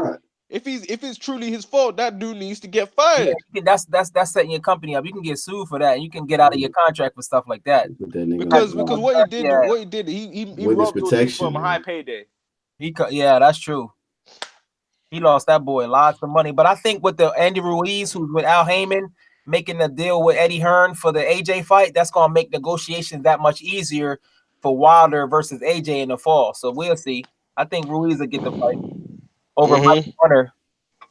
That's a big fight. Ruiz got a bigger name than Michael Hunter. They said you're gonna Trav said you're gonna illegally stream Canelo Jacobs, bro. Me? Nah, he talking about I ain't gonna legally stream it. I might not even watch it like that. I mean, fights like this is worth supporting. Yeah, I mean, fights like this is worth supporting. I might just pay the $100. I gotta see. I might just pay the $100 because I wanted to see AJ against Big Baby or AJ against Ortiz. I might just pay the $100 and be good for the year because, like you said, Josh Taylor fought on May 18th. I gotta see the rest of their schedule though. Yeah, I gotta see the and then potential Josh Taylor versus Regis as well. That's gonna be on this year. Yeah, I'll probably just end up paying $100. It's a company. It's a tax write-off anyway. So yeah, keep in mind. Said, damn dog, you don't want to come up that 20. No, my thing is this. I know people like to say PBC have made the best fight. Yeah, PBC have made the best fight. But what about now? What about the future? Yeah, like the fights have happened, man. What about going forward? Hey, Dr. Blake, what's your thoughts on Showtime and Steven Espinosa? Do you think he's trending to keep his job, or you think he'll get a transfer to Fox, or what you think is going on? Because he's also competing with his Al Heyman with Fox too, in a sense. What's your thoughts on Steven Espinosa? I feel like ever since they signed with Fox, Showtime's quality of fights have been terrible. Like really terrible, man. That's why they were sweating to keep Wilder. They can't, like if they let Wilder go, man, that would be a big loss to Showtime. They had to keep that guy in that stable, and plus he's the biggest draw on Showtime. Yeah, he gets the best. So they had to keep him, man, and that's why they signed people like Manny Pacquiao. And that's why they gave Keith Thurman a bigger refusal, because in my opinion, Keith Thurman's a bigger name than Errol Spence. Hold on, let me think. I don't know. No, keep it. No, people want to say Errol Spence did them good numbers, man. Let's not act like Mikey Garcia had nothing to do with it. Let's not act like Errol Spence was walking out in Mexican colors. But as soon as Thurman started talking like a politician, like a senator, Errol, did you say? What you talking about? Errol talking like a politician the other day? Yeah, Earl was a senator of the 14th district in Dallas. No politician. Hey, finish your point, Dr. Blake. Finish your point that you was making, though. I'm saying that let's not act like Mikey Garcia isn't a handful of the reason why that pay-per-view did the way it did, man. Yeah. And Keith Thurman's always had solid numbers, man. Keith Thurman's always had solid numbers, man. Yeah, he did. And let's be fair, man. Before Keith Thurman started talking about Errol in that way, a lot of people were massive Keith Thurman fans. Mm-hmm. And all those people criticizing Keith Thurman, they'll be the first people to watch Keith Thurman versus Manny Pacquiao. Yeah. Hey, real quick, Boxing Killer TV says Finkel on the Boxing Voice saying AJ fight ain't happening this year. It's a good thing you didn't bet me. I told your ass it wasn't gonna happen. Where he at? Where he say that at, box? Who Boxing Killer? Who's that? He probably said that on the Boxing Voice. That shit people's that's your cousin. Nah, bro, this is just a regular supporter, man. Regular stuff, bro. Wrench gang, wrench gang. Like Kevin Durant. That should plug. I don't think that fight is gonna. The longer the fight takes to happen, I'm tell you, bro, that shit ain't gonna happen. Wilder does not want the fight, bro. No, I think he's under some. They're controlling his career, man. And y'all niggas want to talk about slave contracts? That's one right there, bro. Boxing Tilly, you got to put some links in. I ain't never heard that. That's checkmate, bro. That's checkmate. Black. My thing is this, man. What's the point of saying I can go to any promotional stable? I can fight on any platform, but you never use it. You're still gonna fight on the same ass platform. Yeah. You say you can fight anywhere, but you never use the fact that you can fight anywhere to make fights happen. Man, that's my thing, man. If you can fight anywhere, then why aren't you fighting to make these fights happen? Yeah. Yeah, I agree with you. It's contradicting. Yeah, it's very contradicting. You know, and with how Showtime's doing, I struggle to see how they're paying Wilder $20 million to fight Brazil. They're not gonna pay fucking $20 million for him. Apparently, that's what Steven Espinosa's saying, man. I think that bullshit. That's what they're trying to do, man. They're trying to get Wilder Ortiz too on pay-per-view. Oh, people don't. Oh my God, don't want to see that fight. People don't want to see that fight. Ortiz fucked his name up. People don't want to see that fight. Everybody want to see AJ and Wilder. I know everyone want to see AJ and Wilder, but they're trying to get they're trying to give Wilder opponents, man. Ortiz, like what they're gonna do is get Wilder to fight Ortiz on pay-per-view, and then get him to fight Koronaki. That's what you just said in the chat right there. He says on the Boxing Voice, Finkel said Ortiz rematch, then Koronaki. I told you, man. That's what I was saying, man. I'm gonna start watching niggas. They think shit is a joke. I'll start watching niggas. Like I'm telling you, Julie, you got all this hope and confidence in this. I still don't believe that. I gotta. I'm telling you, Julie. I'm telling you, man. The fans, bro. I'm gonna wait. Wilder can't prolong this fight. He's 34 years old. The longer the fight takes, the fight might not ever happen. Bro. No, I'm telling you, man. If it does happen, man, it's favoring AJ. The more and more they wait. Because Wilder relies on two things: power and athleticism. Take away the athleticism, how is he gonna land his power? Ooh. Well, I don't know about that because Homeboy got that one punch power. Homeboy relies. Yeah, but here's the problem: he lands it because of how athletic he is. That's true. Yeah, that's true. You take away that athleticism, how's he gonna land the power? Now, he got a good jab though, and he's a good counter. He does have a good he's jab. a good counter puncher though. He wasn't landing shit against Fury with that jab. Nah, to be fair, Fury is Fury is the toughest fight for anybody, bro. That guy is too tall. Though. He's longer than anybody. He started like the fortunate thing about the heavyweight division is that there's only one Tyson Fury that fights that style. There's nobody else that fights like Tyson Fury in the heavyweight division currently. That's that big. Yeah, real shit. Is he the tallest heavyweight? That's good. Yeah, right. He probably 6'9". That's good. That's good. Yeah. Yeah, I'm just trying to think if there's anybody taller than him. Nope. 6'9" that's crazy. He's 6'9", man, with like an 88-inch reach. B-ball height going in there. Wilder like 6'7". Yeah, and keep in mind, man, the guy weighs like 260. Yeah, and can move. Yeah, and the thing about it is, that's why he was able to tie up Wilder so easily. But we got how big he was. All you need to do is lay his weight on him. He ducked that rematch though. Because look at it this way, yeah.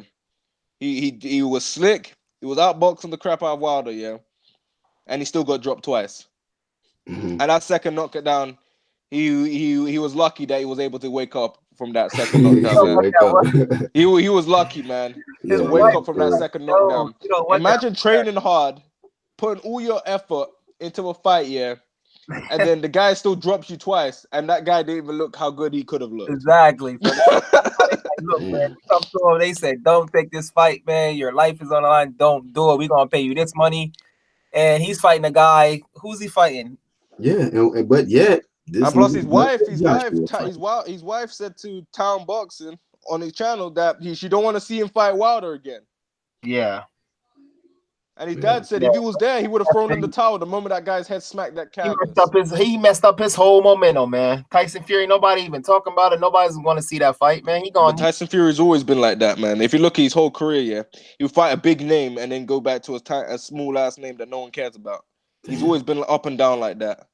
I think Tyson Fury, he messed up his momentum, and everything in life is about momentum, and he messed his momentum up. But I get it, though. I mean, he's gonna fight a bum after this fight as well. I think with top rank, I'm not sure if that was the best thing for him. We'll see. Maybe the best fight he can get is Joseph Parker. I think after Ortiz and Konaki, then Wilder gonna rematch Fury. Nah. Some bullshit, bro. No, I want the AJ fight, man. Fight no more. That's what I'm saying, but Wilder team don't want it. Ortiz need to fight Kaznaki. Who's the real slave?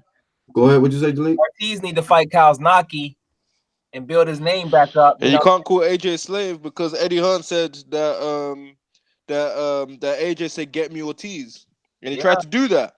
Yeah, man. That ain't no slave move. All this shit. Tell the person. And he said he would get me Ortiz. And he said he would fight on pay-per-view though. So that's why I said when I done my video, he's starting to right now. Eddie Hearn is starting to appear as he's the best promoter in the game. He recovered. Keep in mind, man. For the lie. They say slavery, yeah. But Eddie Hearn was trying to push Amir Khan to fight Kell Brook. Amir Khan said, "No, man, I'm fighting Crawford. That ain't no slavery." Damn. That goes to show you when fighters really want to make the fight and stop blaming the guy, they can really make it happen. I'm using Al Haymon as a scapegoat, man. Mm-hmm.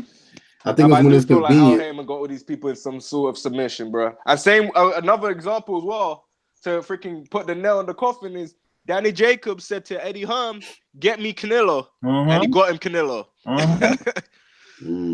Yep. So people want to say slavery, man. This ain't looking like no slavery moves, man.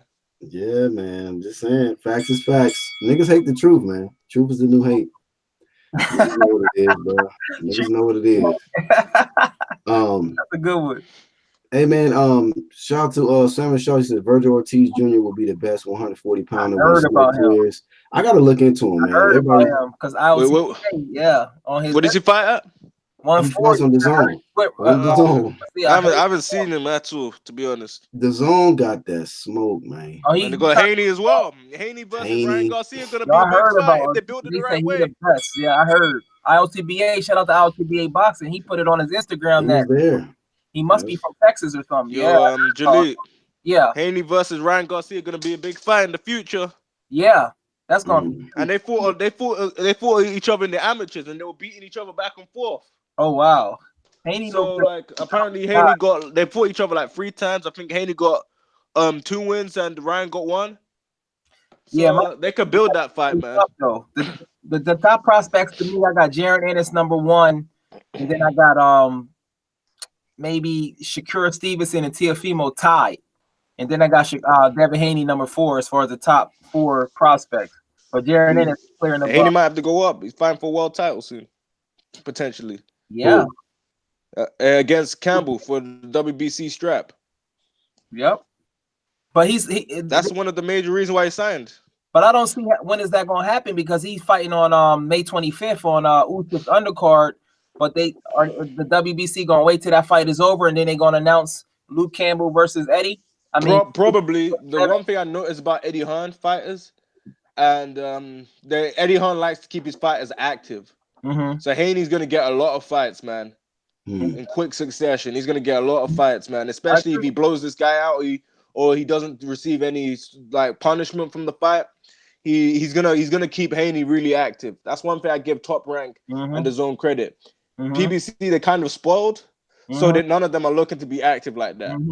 I agree. I agree.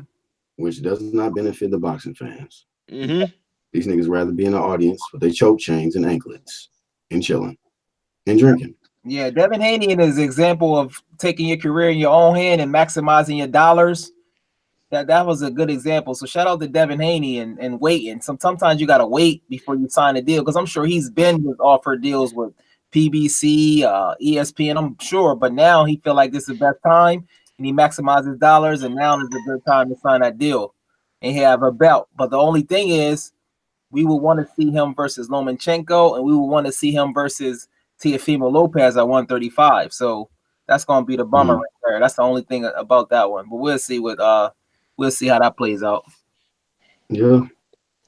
Well, man, great show, man. We was able to cover the Gerald Miller suspension. We started covering this hot topic with the Barry Hearn comments, and everybody has some good comments, input on that. So we're gonna pretty much shut it down, man, and give y'all some closing thoughts. Jalik, any closing thoughts, bro?